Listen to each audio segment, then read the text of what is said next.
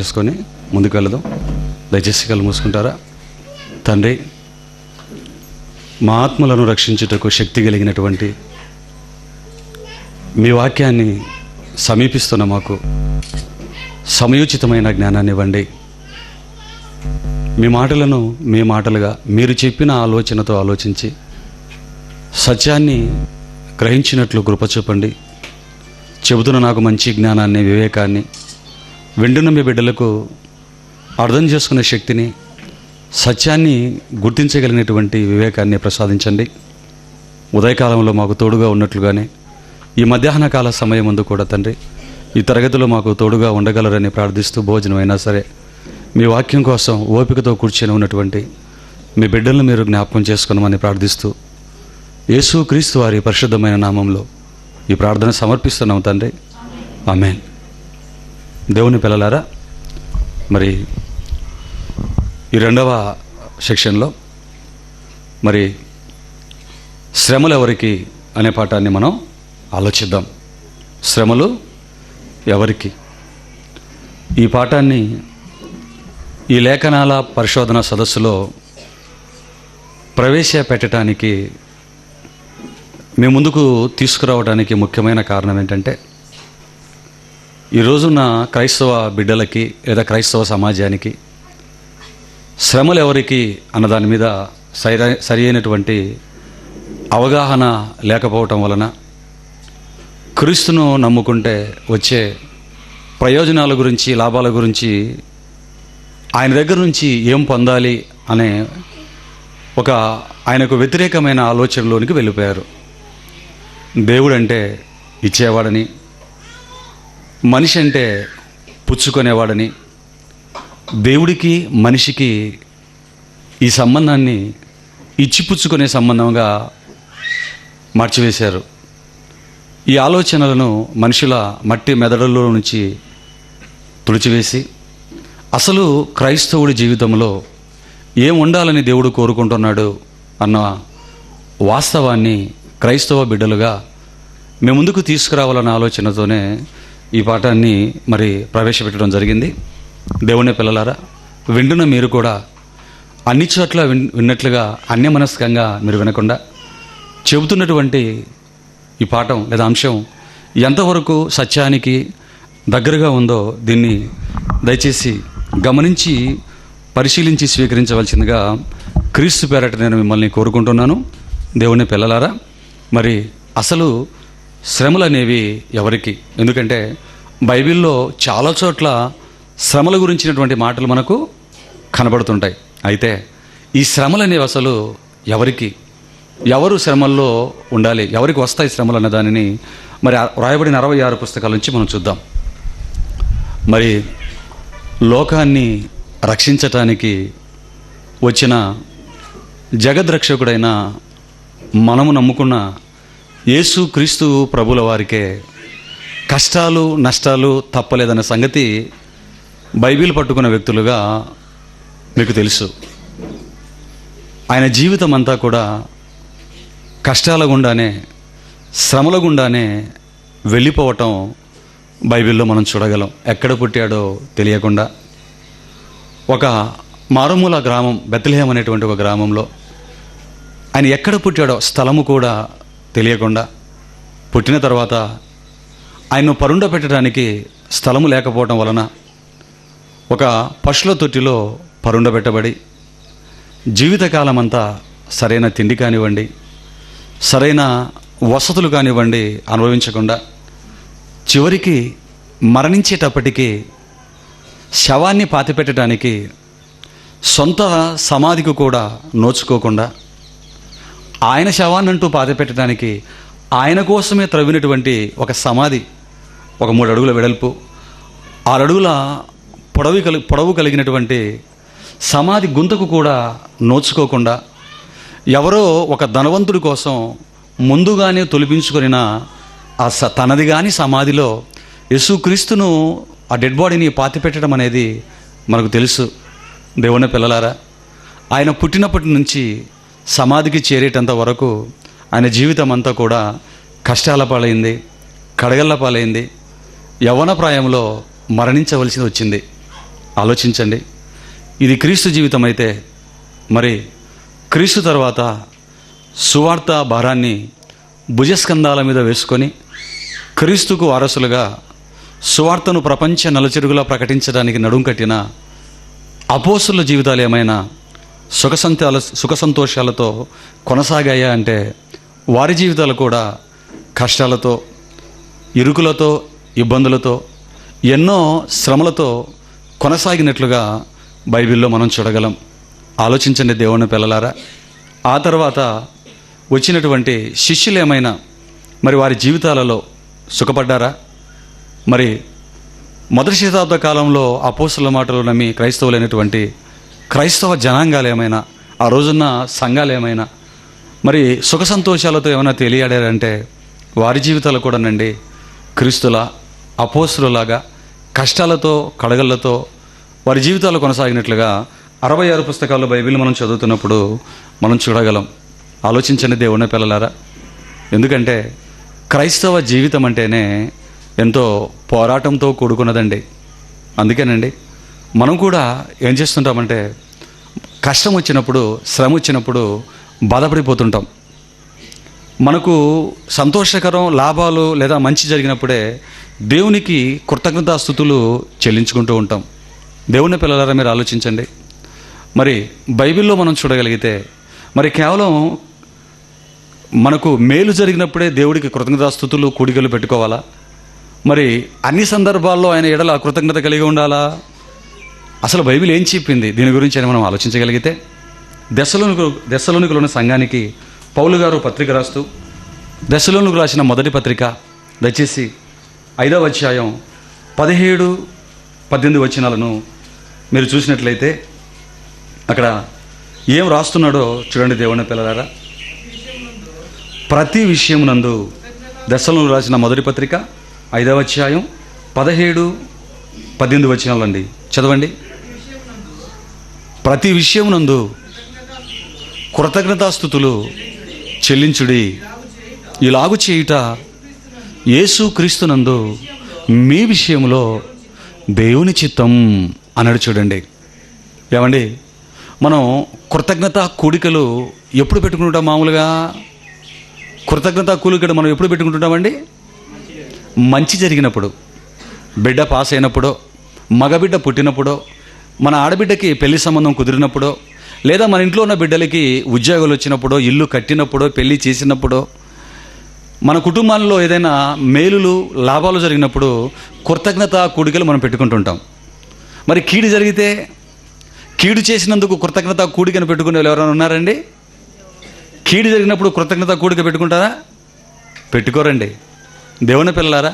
కానీ బైబిల్ దగ్గరికి వచ్చి మనం ఆలోచించినట్లయితే బైబిల్ ఏం చెబుతోంది అంటే అపోస్తలుడైన పౌలు గారు పరిశుద్ధాత్మ ప్రేరణతో ఆనాడున్న మొదటి శతాబ్దపు క్రైస్తవ సంఘాలకు ఒక కొత్త సంగతిని, ఒక మంచి సంగతిని చెప్తున్నాడు. ఏమని చెప్తున్నాడు?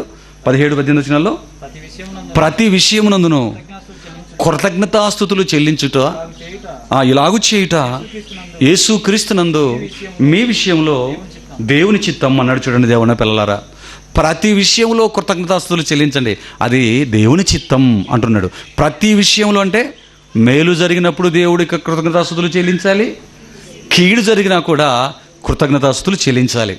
నిజంగా సెమినార్ అనుకోగానే నిన్నటి ఉదయం నుంచే మరి నాన్ స్టాప్గా వర్షం పడుతున్నప్పుడు నిజంగానండి మొదట అయ్యో ఇదేంటి ఇన్ని వేల రూపాయలు ఖర్చు పెట్టుకుని సెమినార్ పెట్టుకుంటున్నప్పుడు ఇదేంటి ఇది వర్షం పడుతుంది అనేసి మరి టీవీలో ఏం చెప్తున్నారండి, పేపర్లో ఏమొచ్చిందని అడిగితే 3 రోజుల వరకు తుఫాన్ నాన్ స్టాప్గా ఉంటుందండి అనగానే అప్పుడు మనం ఏం చేయాలండి? ఇది మనం అనుకుంటున్న ఆలోచనకు అనుకూలంగా ఉందా, ప్రతికూలంగా కనపడిందా? అయ్యో ఇలాగా వర్షం వచ్చేస్తే గ్రౌండ్ అది ముందే షామియానాలు కట్టేసామంటే వాటర్తో అంత నిండిపోయి కింద పడిపోతుంది. రావడానికి కూడా చలి వర్షం అని వచ్చే వాళ్ళు కూడా రారు కదా. ముందే క్రైస్తవులకి ఏం చీమ చిటుక్కుమన్నా సరే రెస్ట్ తీసుకునే అలవాటు ఉంది కదా. మరి ఎలాగా ఇది అని ఆలోచించుకుంటూ ఉన్నప్పుడు అప్పుడు ఈ మాట గుర్తుకొచ్చిందండి. ప్రతి విషయం అన్నాడు కదా. కాబట్టి తండ్రి ఈ వర్షాన్ని ఇచ్చినందుకు మీకు కృతజ్ఞతాస్తుతులు తండ్రి అన్నాం. ఎందుకంటే పొట్టెళ్ళిపోతుంది, మంచి గింజలు నిలబడతాయని. అంతేనా? రావాలనుకున్న వాళ్ళు ఎలాగైనా వస్తారు. అంటే మాకు ఖర్చు తగ్గించావా తండ్రి, ఎందుకంటే పొట్టు తినేస్తారు, మంచి గింజలకు తేడా లేదు కదా. మంచి గింజల కంటే పొట్టే 2 అడుగులు ముందు ఉంటారు లోక విషయాల్లో. అందుకనే ఏదో నాయనా మొత్తానికి మీ మనసులో ఏముందో మాకు తెలియదు కదా తండ్రి, మరి ఈ విషయంలో కూడా మీకు అని ఈ మాట గుర్తుకొచ్చి దేవునికి కృతజ్ఞతలు చెల్లించానండి. దేవుని పిల్లలారా, కానీ క్రైస్తవ సమాజంలో జరిగేది ఏంటంటే బైబిల్ చేత పట్టుకుంటున్నప్పటికీ చేసే పని ఏంటంటే మరి మేలు జరుగుతూనే కృతజ్ఞతాస్తుతులు చెల్లిస్తారు, మరి కీడు జరిగినప్పుడు. కానీ బైబిల్ను మనం ఆలోచించినప్పుడు బైబిల్లో ఉన్న దేవుడి మనసును అర్థం చేసుకున్న భక్తులందరూ కూడా మేలులో కూడా నమ్మకం కలిగి ఉన్నారు, కీడులో. యోబు గారి గురించి మీకు తెలుసు కదా, దేవుడి వలన మేలు మాత్రమే మనం అనుభవింపతగునా, కీడు అనుభవింప తగదా, ఎందుకు నువ్వు ఇలా మాట్లాడుతున్నావు అని బైబిల్ లేనప్పుడే 66 పుస్తకాలు చేత లేనప్పుడే మాట్లాడినటువంటి ఘనత వారిదండి. దేవుని పిల్లలారా, అలా మనం అనలేకపోతున్నాం, చేయలేకపోతున్నాం అంటే కారణం క్రైస్తవ జీవితం అంటే ఏంటో మనకు సరిగ్గా తెలియకపోవటం. ప్రేమైన దేవుని పిల్లలారా, క్రైస్తవ జీవితం అంటేనే ఒక పోరాటం అండి. క్రైస్తవ జీవితం అంటేనే ఒక పోరాటం.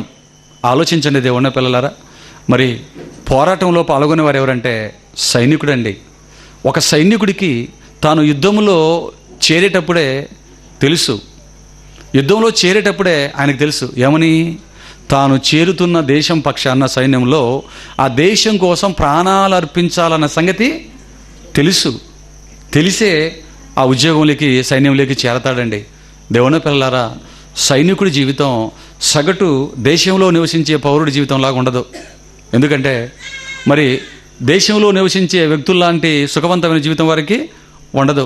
సైన్యము, మరి సైన్యంలో కొలువు అంటే ఎలా ఉంటుందంటే మరి ఇంటికి దూరంగా ఉండాలి, కుటుంబానికి దూరంగా ఉండాలి, పుట్టిన ఊరికి దూరంగా ఉండాలి, పెరిగిన వాతావరణానికి దూరంగా ఉండాలి. అందరిలాగా మంచి తిండి ఉండదు, అందరిలాగా మంచి బట్టలు ఉండవు, మరి అందరిలాగా రోజుకొక కలరింగ్ వేసుకోవడానికి ఏమైనా ఉంటుందండి, రోజు ఒక యూనిఫామేనా? అందరిలాగా బెడ్రూములు, అందరిలాగా కుటుంబంలో సాయంత్రం కానీ కూర్చొని భోజనం చేయడాలు ఇవన్నీ ఉండవండి. ఏదో ఒక టెంట్ వేసుకుంటాడు, చలైనా వర్షమైనా ఎండైనా అది గాలైనా పురుగులు వచ్చినా పుట్టలు వచ్చి ఏవి ప్రాకుతున్నా కూడా వాటన్నిటికీ తట్టుకొని మరి ఆ వాతావరణానికి అలవాటు పడి ఏమండి ఆయన మరి చేస్తున్న ఆ పనికి కట్టుబడి మరి ప్రాణాలకు తెగించి అక్కడ ఉంటాడు. అంత మాత్రమే కాదు, వాళ్ళ త్యాగాలు అంతటితోనే కాదు, యుద్ధం వచ్చినప్పుడు యుద్ధంలో కూడా ఏం చేస్తారు, ప్రాణాలకు తెగించి ముందుకు దుమికి పోరాడతాడు. నా దేశ ప్రజల మీద చేయి వేసే ముందు నువ్వు నన్ను దాటు అంటుంటాడు. చూశారండి, ఎందుకంటే యుద్ధంలో సైనికుడిగా చేరేటప్పుడే, సైన్యంలో సైనికుడిగా చేరేటప్పుడే ప్రమాణం చేసి వచ్చాడు. ఏమని, నా దేశం కోసం, నా దేశ ప్రజల కోసం, నా దేశ సార్వభౌమ అధికారం కోసం నా ప్రాణాలను సైతం నేను పెడతాను, నా రక్తాన్ని చిందించి సైతం నా ప్రజలను నేను కాపాడుకుంటానని ప్రమాణం చేసే సైన్యంలో చేరతాడు. ఆ సైనికుడు చేసిన ప్రమాణాన్ని మర్చిపోడండి. మర్చిపోతే అతను సైనికుడే కాదండి, మరి చేసిన ప్రమాణాన్ని ప్రకారంగా తన దేశ సైన్యం కోసం ఎంతో కష్టపడతాడు. అందుకే ఇదంతా మనసులో పెట్టుకొని అపోస్తలుడైన పౌలు గారు మరి తన ఆత్మీయ కుమారుడైన తిమోతి గారికి పత్రిక రాస్తూ, మరి తిమోతికి రాసిన 2వ పత్రిక 2వ అధ్యాయం 2వ వచనాన్ని బైబిల్ విప్పి మీరు చూడండి దేవుని పిల్లలారా. క్రైస్తవుని కూడా, క్రైస్తవ జీవితాన్ని కూడా మరి దేనితో ఆయన పోలుస్తున్నాడో పరిశుద్ధాత్మ ప్రేరణతో పౌలు గారు తిమోతికి రాసిన 2వ పత్రిక 2వ అధ్యాయం 2వ వచనం అండి. నీవు అనేక సాక్షుల ఎదుట నా వలన వినిన సంగతులను ఇతరులకును బోధించుటకు సామర్థ్యము గల నమ్మకమైన మనుషులకు అప్పగించుము. క్రీస్తు యేసు యొక్క మంచి సైనికుని వలె నాతో కూడా శ్రమను అనుభవించుము అంటున్నాడు. చూడండి దేవుని పిల్లలారా, పౌలు గారు పత్రిక రాస్తూ ఏమంటున్నాడండి, తన వాక్య పరిచర్యలలో, సువార్త దండయాత్రలో, సువార్త ద్వారా పట్టుబడిన యవ్వన ప్రాయంలో ఉన్న తన ప్రియకుమారుడికి మాత్రమే ఈ పత్రిక రాస్తున్నాడు అనుకోకండి దేవుని పిల్లలారా. క్రైస్తవులైన ప్రతి ఒక్కరికి ఇది రాస్తున్నాడు. క్రీస్తు యేసు యొక్క మంచి సైనికుని వలె నాతో కూడా శ్రమను అనుభవించు అన్నాడు. చూడండి, క్రీస్తు యేసు యొక్క మంచి సైనికుని వలె నాతో ఏమనుభవించు, ఆనంద మరి భోగభాగ్యాలు అనుభవించా, శ్రమను అనుభవించా. ఆలోచించండి, అంటే సైనికుడు అంటేనే శ్రమలతో కూడినటువంటి జీవితం అండి. అందుకే చెప్తున్నాడు, ఒక క్రైస్తవ జీవితం అంటే నాయనా తిమోతి, క్రైస్తవుడు అనగానే ఒక సైనికుడు నాయన అన్నాడు. అందుకే ఏమన్నాడు, క్రీస్తు యేసు యొక్క సైనికుని వలన, మంచి సైనికుని వలన, క్రీస్తు యేసు యొక్క మంచి సైనికుని వలె, మంచి సైనికుని వలె అనే పదం ఎందుకు వాడుతున్నాడు అంటే, మంచి సైనికుని వలె అంటే దొంగ సైనికులు కూడా ఉంటారా? మంచి సైనికుని వలె అంటున్నాడంటే దొంగ సైనికులు కూడా ఉంటారా? ఉంటారండి. మంచి సైనికుడు ఎవడో తెలిస్తే దొంగ సైనికుడు ఎవడో తెలుస్తుంది. ఇంతకు మంచి సైనికుడు అంటే ఎవరు? తాను చేరినటువంటి ఆ దండు కోసం, దేశం కోసం, ఆ సైన్యం కోసం ఏం చేస్తాడంటే యుద్ధం అనగానే శత్రు సంహారం చేయటానికి ఎల్లప్పుడూ సిద్ధంగా ఉంటాడండి. చేతిలో ఆయుధం లేకపోయినా ఏది దొరికితే దాంతో శత్రు సంహారం చేయటానికి సిద్ధంగా ఉంటాడు, ప్రాణాలు వడటానికి దేశం కోసం. దేవుని పిల్లలారా, ఇది మంచి సైనికుడి యొక్క లక్షణం. ఆలోచించండి. పిల్లలను దయచేసి సైలెంట్గా పెట్టాలి. దేవుని పిల్లలారా, దేశం కోసం ప్రాణం పెట్టడానికి మరి ఇలాగ ఉంటాడు మంచి సైనికుడు. మరి దొంగ సైనికుడు ఏం చేస్తాడు? మంచి సైనికుడు లక్షణం అదైతే మరి దొంగ సైనికుడి లక్షణం దానికి పూర్తి ఆపోజిట్.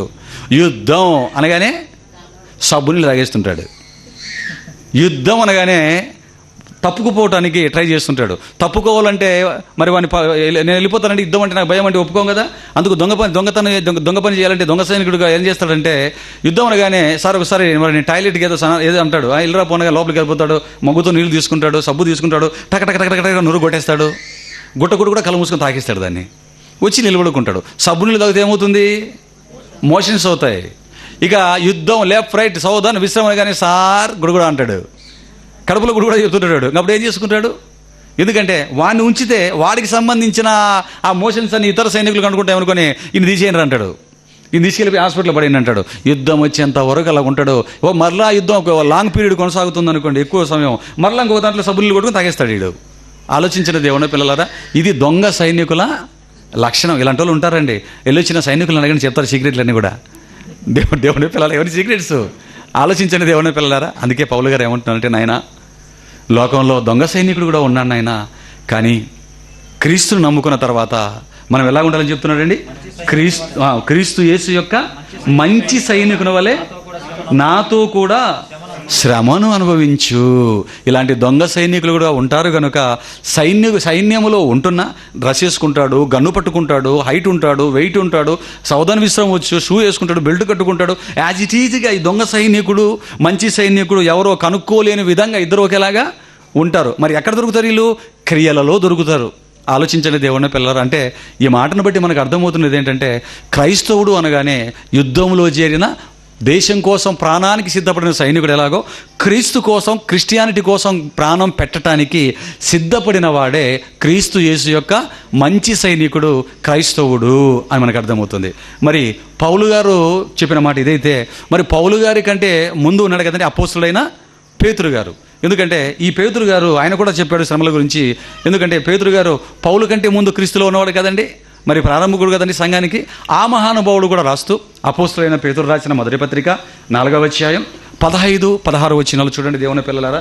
అపోస్తులైన పేతురు రాసిన మొదటి పత్రిక 4వ అధ్యాయం 15వ వచనం 16వ వచనం, మీలో ఎవడును నరహంతకుడుగా కానీ, దొంగగా కానీ, దుర్మార్గుడుగా కానీ, పరుల జోలికి పోవువాడుగా కానీ బాధ అనుభవింప తగదు అంటున్నాడు. చూడండి ఏమండి, ఇక్కడ ఏం చేసి బాధ అనుభవింపకూడదో చెప్పాడు.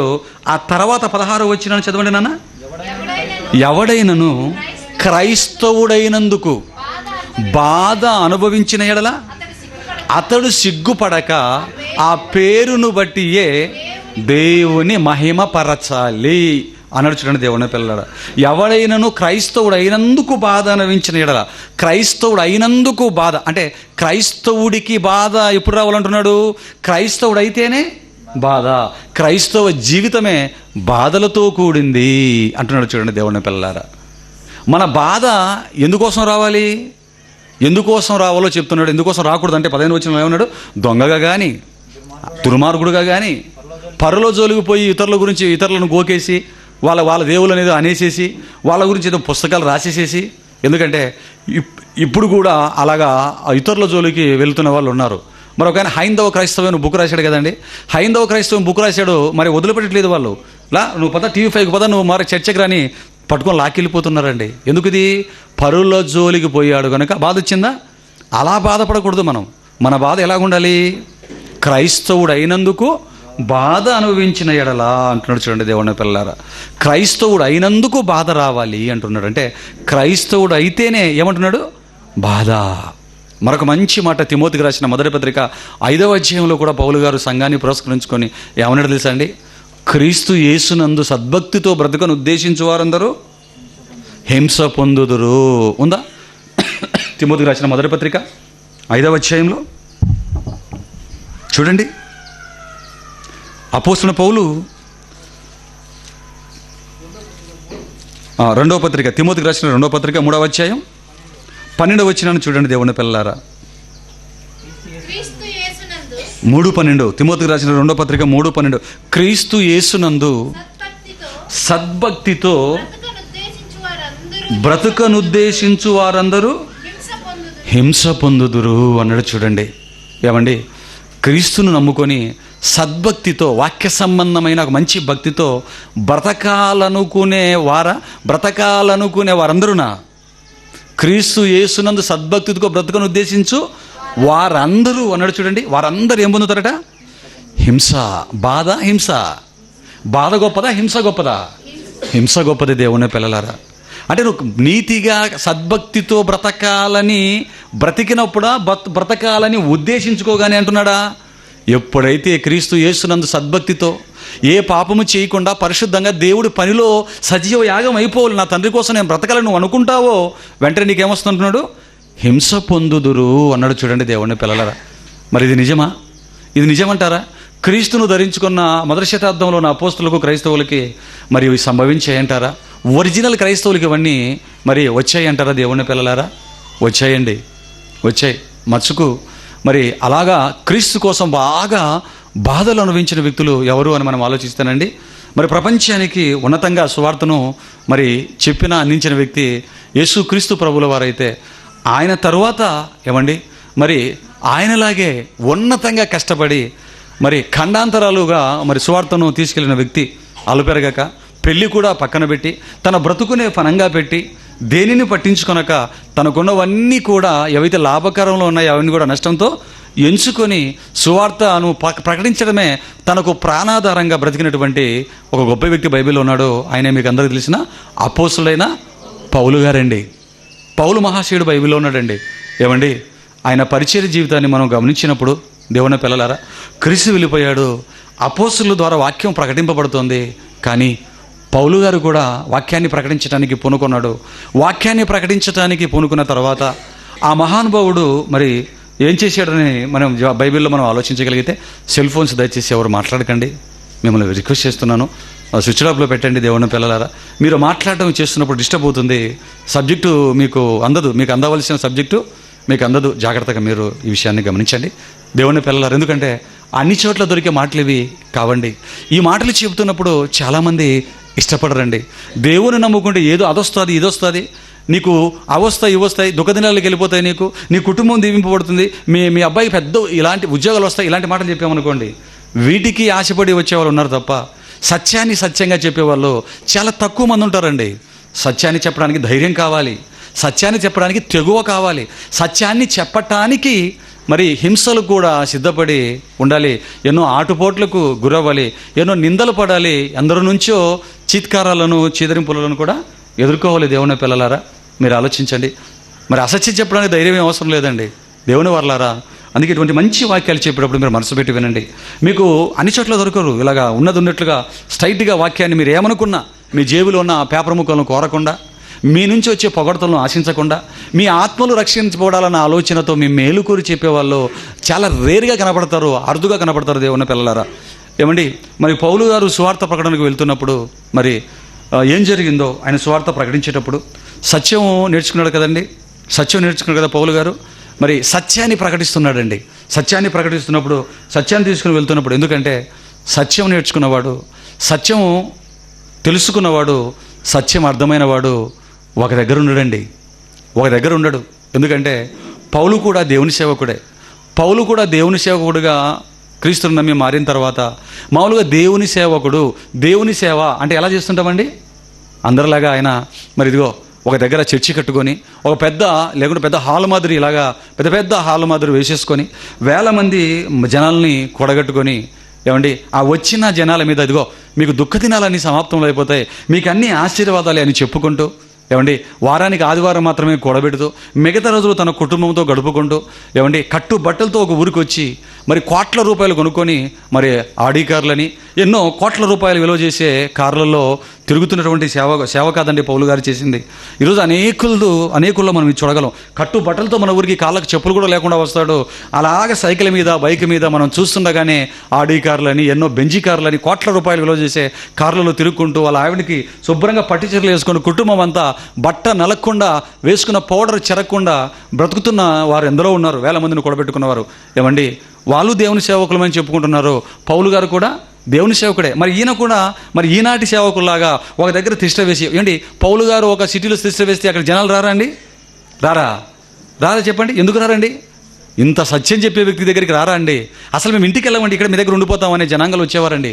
కానీ దేవున్న పిల్లారా, మరి ఎందుకు ఆయన అలాగా చేయలేదు? ఒక దగ్గర కూర్చొని ఏ ఏపీసీలోనో ఏ కొరింథీలోనో ఏ యెరూషలేములో కూర్చొని రారా జనాలు?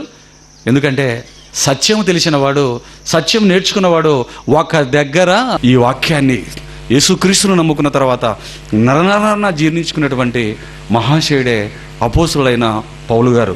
మిగతా 12 మంది కంటే ఉన్నతంగా సేవ చేసినటువంటి మహానుభావుడు అండి. ఆ మహానుభావుడు తన జీవితంలో మరి అందరికంటే ఎక్కువ కష్టపడ్డాడు. ఎందుకంటే బైబిల్ చివరికి వచ్చేసరికి ఎవరు ప్రయాణం చేసిన పటం కనపడుతుంది మనకు? 12 మంది అపోస్తులు ప్రయాణం చేసిన పటం కనపడుతుందా? పౌలు ప్రయాణం చేసిన ప్రయాణపు పటం కనపడుతుంది చూడండి బైబిల్ చివరిలో. అంటే అబ్రహాముది మొదట కనపడుతుంది, యేసుక్రీస్తు పటం కనపడుతుంది, తర్వాత పౌలు గారి పటం మనకు కనపడుతుంది. దేవుని పిల్లలారా మీరు ఆలోచించండి. పౌలు గారు క్రీస్తు తర్వాత అంత ఉన్నతంగా ప్రపంచవ్యాప్తంగా స్వార్థం తీసుకెళ్ళాడు. అందరికంటే ఎక్కువ కష్టపడ్డాడు. ఆ మహానుభావుడు ఎక్కువ మందికి వాక్యాన్ని ప్రకటించాడండి.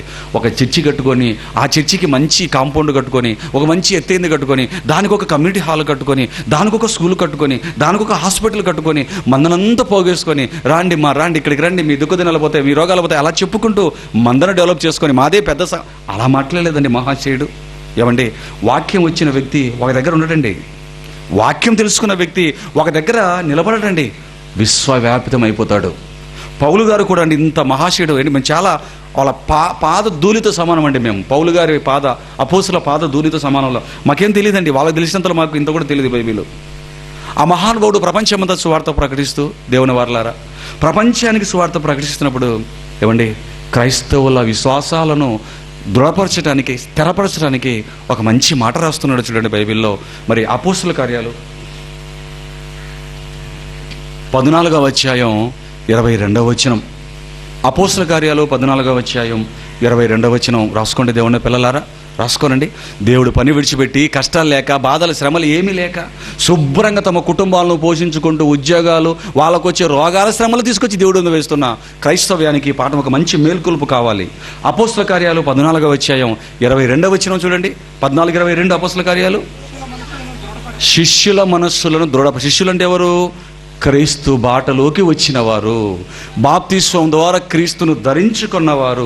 శిష్యుల మనస్సులను దృఢపరచి విశ్వాసమందు నిలకడగా ఉండవలెననియు అనేక శ్రమలు అనుభవించి మనము దేవుని రాజ్యములో ప్రవేశింపవలెనని వారిని హెచ్చరించిరి.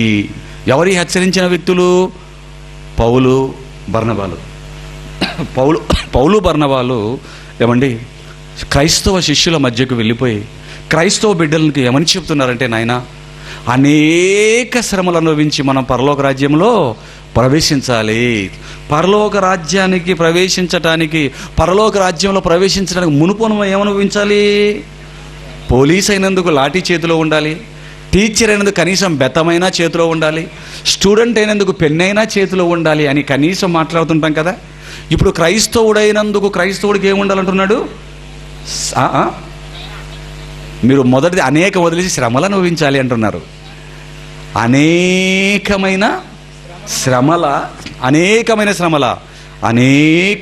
శ్రమలు అనుభవించి ఆ తర్వాత మనము దేవుని రాజ్యములో ప్రవేశించాలి అని చెప్తున్నాడండి. ఇంతకు ఈ మాట చెప్పాడు కదా అని చదువుకున్నామే తప్ప దేవుని పిల్లలారా, ఆ మహానుభావుడు ఎటువంటి పరిస్థితుల్లో ఈ మాట చెప్పాడో మనం ఆలోచిస్తే మనసు చెలించిపోతుంది, కంట నీరు వస్తుంది. ఈ మాట పౌలు గారు చెబుతున్నారని చదువుకుంటే మనకు అర్థం కాదు. అందుకేనండి బైబిల్ చదివేటప్పుడు సందర్భాలను చూసుకోవటం ప్రాముఖ్యమైనదండి. మరి పౌలు మహాశయుడు ఈ మాట క్రైస్తవులకు చెప్పి ఆదరించి దృఢపరచడానికి మునుపు మరి ఆయనకి ఏం జరిగింది, ఆయనకి అసలు ఎటువంటి పరిస్థితుల్లో ఈయన మరి ఈ మాటలు చెబుతున్నాడు అన్నది తెలియాలి అంటే ఇలా చెప్పటానికి మునుపు ఒక సంఘటన జరిగిందండి పౌలు జీవితంలో. ఇది చెప్పటానికి మునుపు ఒక సంఘటన జరిగింది. ఇంతకు ఏం జరిగింది ఆయనకి? 19వ వచనాన్ని చూడండి దేవుని పిల్లలారా. అపోస్తల కార్యాలు 14వ అధ్యాయం 19వ వచనాన్ని చూడండి నాన్న.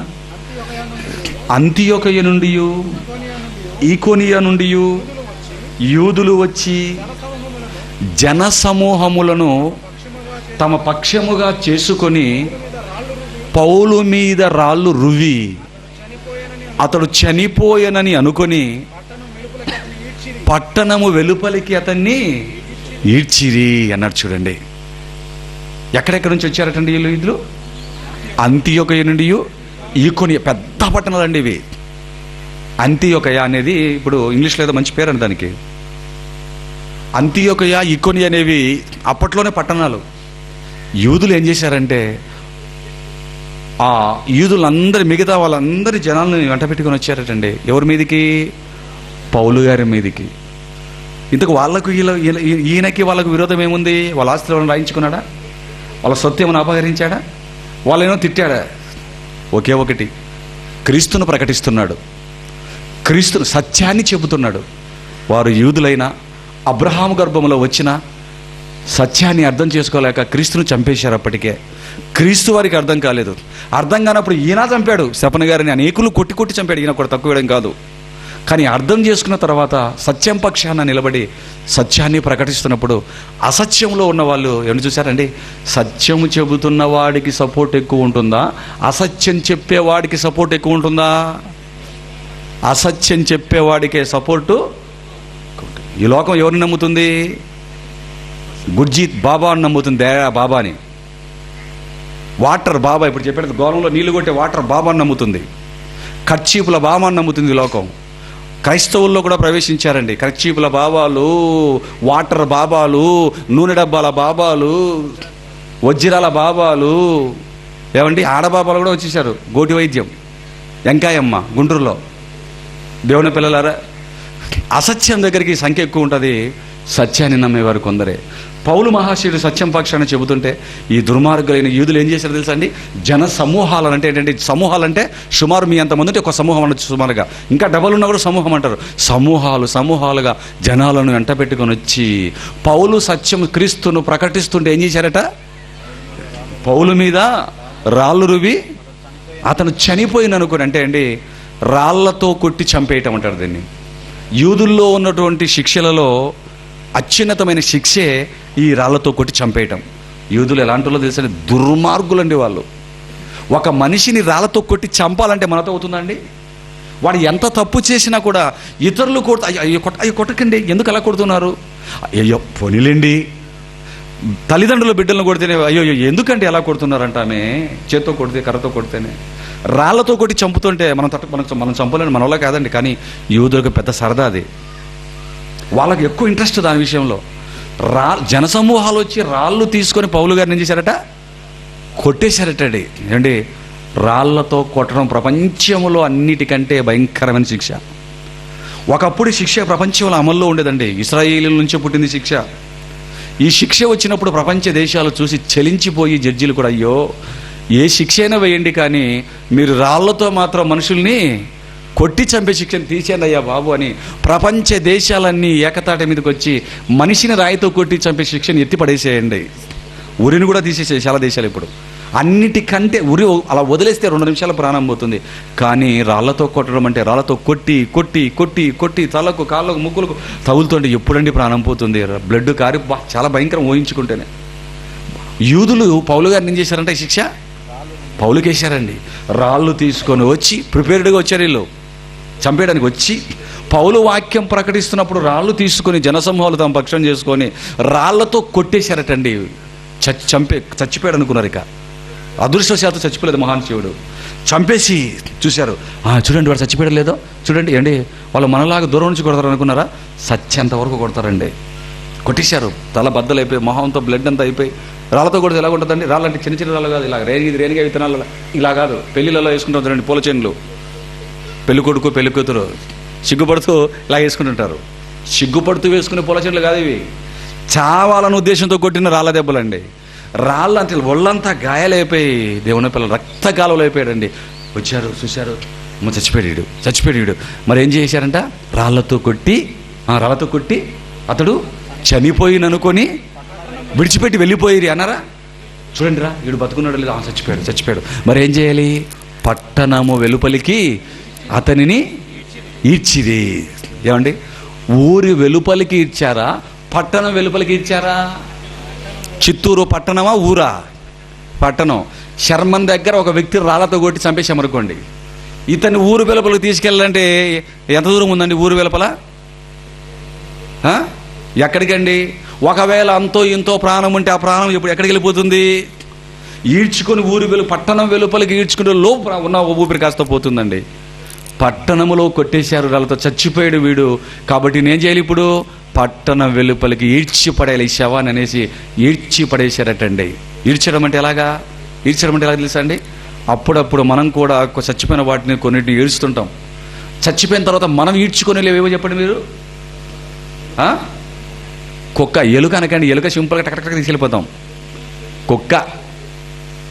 కుక్క చచ్చిపోతే ఆ కుక్కకు తాడు కడతాం, దాన్ని ఏం చేస్తామండి? 2 చేతుల మీద పెట్టుకుని వెళ్ళిపోతామా? ఆ కాలు పట్టుకొని ఈడ్చుకుంటూ ఇలా ముక్కులు పట్టుకొని ఒక చేత్తో ఈడ్చుకుంటూ వెళ్ళి ఊరు వెళ్ళిపోవాలి. అలా దాని వైపు చూడకుండా అలాగా లాగేసి ఆ కట్టిన తాడు కూడా విప్పుకుంటాం. మళ్ళీ కాలు కట్టిన తాడు విప్పుతామా? అది కూడా విప్పాం. అలా గడిచి ఇలా పెట్టుకొని అలా వచ్చేసి చేతులు కట్టుకొని వచ్చేస్తామండి. ఒక చచ్చిన కుక్కను ఈడ్చినట్టు ఈడ్చేశారండి పౌలు గారిని. చచ్చిపోయిన కుక్కను ఈడ్చినట్టు ఊరు వెలుపలకి తీసుకెళ్ళిపోయి ఆ ఊరు వెలుపల పడిపోయి పోయిన ధర పీడ అనుకొని వచ్చేసారట. వచ్చేగానే అప్పుడు ఏం జరిగిందో చూడండి. అయితే శిష్యులు అతని చుట్టూ నిలిచి ఉండగా, అంటే ఎవరు ముందు కొట్టారండి ఈయనని? ఎవరు ముందు కొట్టారు? శిష్యుల ముందు కొట్టారండి. సింగిల్గా ఉన్నప్పుడు కాదు, శిష్యుల ముందు కొట్టారు. శిష్యులు అంటే ఎవరు? ఆయన వాక్యము చెబుతున్నప్పుడు ఆయనతో పాటు వచ్చిన యవ్వన పిల్లలు, స్త్రీలు, పెద్దవాళ్ళు, ఎవరు? నానా రకాల వయసు వాళ్ళు. ఇప్పుడు నేను వాక్యం చెబుతుంటే నా వెనకాల పిల్లలు ఉన్నారు సరే, సౌండ్ పెడుతున్నారు, పని చేస్తున్నారు, యవ్వన పిల్లలంతా. ఏమంటే వీళ్ళ ముందు నన్ను కొడితే వీళ్ళు ఉంటారండి? పౌలు గారిని లైన్గా వచ్చి చెంపదెబ్బలు కొట్టేళ్ళారు, రాళ్ళతో కూడా చంపుతున్నారా? రాళ్ళతో కొట్టేటప్పుడు వీళ్ళు ఉన్నారనుకోండి, వీళ్ళకి పడవా? అసలు కేసు పెట్టారనగానే కొన్ని శాల్తీలు నాకు కవరేజ్ ఏరియా లేకుండా పోయాయి తిరుపతిలో. తెలుసా మీకు? ఎంతవరకు కొందరైతే ఎందుకైనా మంచిది బ్రదర్తో డిస్టెన్స్ మెయింటైన్ చేయడం, సబ్బు నీళ్ళు తాగే బ్యాచ్ ఇది. అసలు నాకు ఇల్లు ఇచ్చిన డాక్టర్ గారు, నేను మాట్లాడడానికి సోఫాలు ఇల్లు ఇచ్చిన డాక్టర్ గారు షేక్ అయిపోయాడు. నాతో మాట్లాడడం మానేశాడు, పోనెత్తడం మానేశాడు. తర్వాత వచ్చి 2 వారాలు నేను బ్రదర్కి ముఖం చూపించలేని బాధపడ్డాడటండి. అయ్యో బ్రదర్ ఏమనుకోడండి, రండి అని వాళ్ళ ఆవిడ బ్రతిమాలతో వచ్చాడండి. నేను డాక్టర్ గారు, బ్రదర్ సారీ బ్రదర్, మీకు నేను ఏం పర్వాలేదు బ్రదర్, ఇక నుంచి నెక్స్ట్ ధైర్యంగా ఉన్నానంటే నెక్స్ట్ ఏమైనా వస్తుందా? ఖచ్చితంగా వస్తుంది. ఎందుకంటే దేవుని పిల్లలారా, క్రైస్తవుడైనందుకు బాధ, అనేక శ్రమల. ఒక్కసారే నువ్వు వీడియో మాట్లాడినప్పుడు ఎస్పీ కేసు పెడుతుంది, అందరూ బేడగా చెప్పుకుంటారు, అయిపోయింది అన్నాడండి. అనేక శ్రమలను అనుభవించి మనం పరలోక రాజ్యంలో అన్నాడు. బ్రదర్, ఇది నాంది మాత్రమే, ఇంకా చాలా నేను అనుభవించాలి, మీరు కూడా అనుభవించాలి, అందుకు మీరు సిద్ధమా అన్నాను. కొందరు ఓకే అన్నారు, కొందరు సిద్ధం అనకుండా అసిద్ధం అనుకోకుండా శుభ్రంగా రాకుండా వెళ్ళిపోయారు. ఒక వ్యక్తి అయితే వీడియో పెట్టాడు కదండి నెట్లో, ఆ వీడియో నాకు చెప్పకుండా తీసేశాడు. ఏమయ్యా తీసేశావు? నువ్వు తీసేస్తే ఎవరు భయపడి తీసేసారు అనుకుంటారు లోకం, నేను భయపడిపోయి తీసేసాము అనుకుంటా. వీడియో ఎందుకు ఇలా చేసావు అంటే నేను తీయలేదు. అబద్ధం మీద అబద్ధం. దేవుని పిల్లలారా, కానీ ఆ రోజున్నటువంటి పౌలు గారిని కొడుతుంటే శిష్యులు ఉన్నారండి. ఏమండి, నిజంగా మనలో మనమాట ఆలోచించుకుందాం. ఏమండి, నన్ను సింగిల్గా ఎవరు చూడనప్పుడు కొడితే మనం ఊరుకుంటామేమో, కానీ ఎప్పుడైనా మనం వెళ్తుంటే ఎవరైనా ఆడపిల్లను అన్నాం అనుకోండి, వెనక్కి తిరిగి చెప్పుతో కూడా వెళ్ళిపోయింది అనుకోండి, చూస్తాం ఎవరు చూడలేదా, మా ఎవరు చూడలేదా నాయన అనుకుని వెళ్ళిపోతారు. అంతేనండి. 10 మంది ముందు కొట్టింది అనుకోండి, మన పక్కింటి వాళ్ళ ముందు కొట్టింది అనుకోండి, అబ్బా ఇంకా అది తట్టుకోలేమండి. దెబ్బల కంటే ఏది బాధిస్తుంది మనల్ని? మా పక్కింటి చూసాడే, మా వీధిలో వాడు చూసాడే, తట్టుకోలేము. చూసారా దేవుని పిల్లలారా? ఆ రోజండి పౌలు గారిని ఎక్కడ కొట్టారండి? సీక్రెట్గా కొట్టారా? శిష్యులందరూ ముందు కొట్టారా? శిష్యులందరూ ముందండి. నేను వాక్యం చెప్తున్నప్పుడు నన్ను గొప్పగా అన్నయ్య గొప్పోడు అనుకుంటున్న ఈ పిల్లల ముందు, నన్ను పొగుడుతున్న నన్ను గురించి గొప్పగా చెప్పుకుంటున్న ఈ పిల్లల ముందు నన్ను రాళ్ళతో కొడుతుంటే నాకెలా ఉంటుందండి? వాళ్ళకి మొహం చూపించి అయ్యో నన్ను కొట్టేస్తున్నానికి ఫీలింగ్ మీరు ఆలోచించండి. పౌలు గారిని ఆయన వాక్యంతో చెప్పిన తర్వాత ఆయన ఇంకా మూడున్న శిష్యుల ముందే పబ్లిక్లో రాళ్ళతో కొట్టి చంపుతుంటారండి. పౌలు గారు అలాగే ఉన్నారు. ఏమండి, శిష్యులు మంచి వాళ్ళేనా ఆ కాలం ఉన్న వాళ్ళు? పౌలు గారిని కొట్టేసరికి శిష్యులు పరారైపోయారా? అక్కడే ఉన్నారా? అక్కడే ఉన్నారండి. పాపం మంచి వాళ్ళు చూడండి. ఈ కాలం ఉన్న శిష్యులు లాంటి క్రైస్తవులు కాదుండే వీళ్ళు. అసలు మన కేసు పెడితే ఏమండి మీ ఇంట్లో ఉండొచ్చా అంటే ఏమంటారు తెలుసా? బాబోయ్ మా ఇంట్లో వద్దు నాయన, తెలిసిందంటే నాయన గందరగోళం అయిపోతామని రేరుగా ఉంటారు. రండి బ్రదర్, మా ఇంట్లో ఉండి మీకు ఏం కావాలో చెప్పండి, భయపడం ఏమైతే చూసుకుంటాం దేవుడి కోసం. మిమ్మల్ని ఎంత జరిగినప్పుడు మీ వెనకాల వచ్చిన మాకు జరగాలి అని ఆలోచించే వాళ్ళు చాలా తక్కువగా ఉంటారు. దేవుడిని పిల్లలారా ఆలోచించండి. గురువు గారిని కొట్టేసరికి పరారైపోయవలసిన ఈ శిష్యులు ఏం చేశారంటే పారిపోలేదండి. వారు వచ్చి ఆయన చుట్టూ నిలిచి ఉండగా, శిష్యుల ముందు కొడితే వాళ్ళు వచ్చి చుట్టూ నిలుచుకొని ఉంటే ఆయన ఏం చేశాడు? మొత్తానికి ప్రాణం పోలేదు, దుర్మార్గులు పోయిందనుకున్నారు. ఆయన లేచి పట్టణములో ప్రవేశించి, దేనికి? పట్టణంలో ప్రవేశించి మరునాడు బర్నబాతో కూడా దెర్బేకు బయలుదేరిపోయాను. దేనికి దెర్బేకు బయలుదేరి వెళ్ళిపోయారు?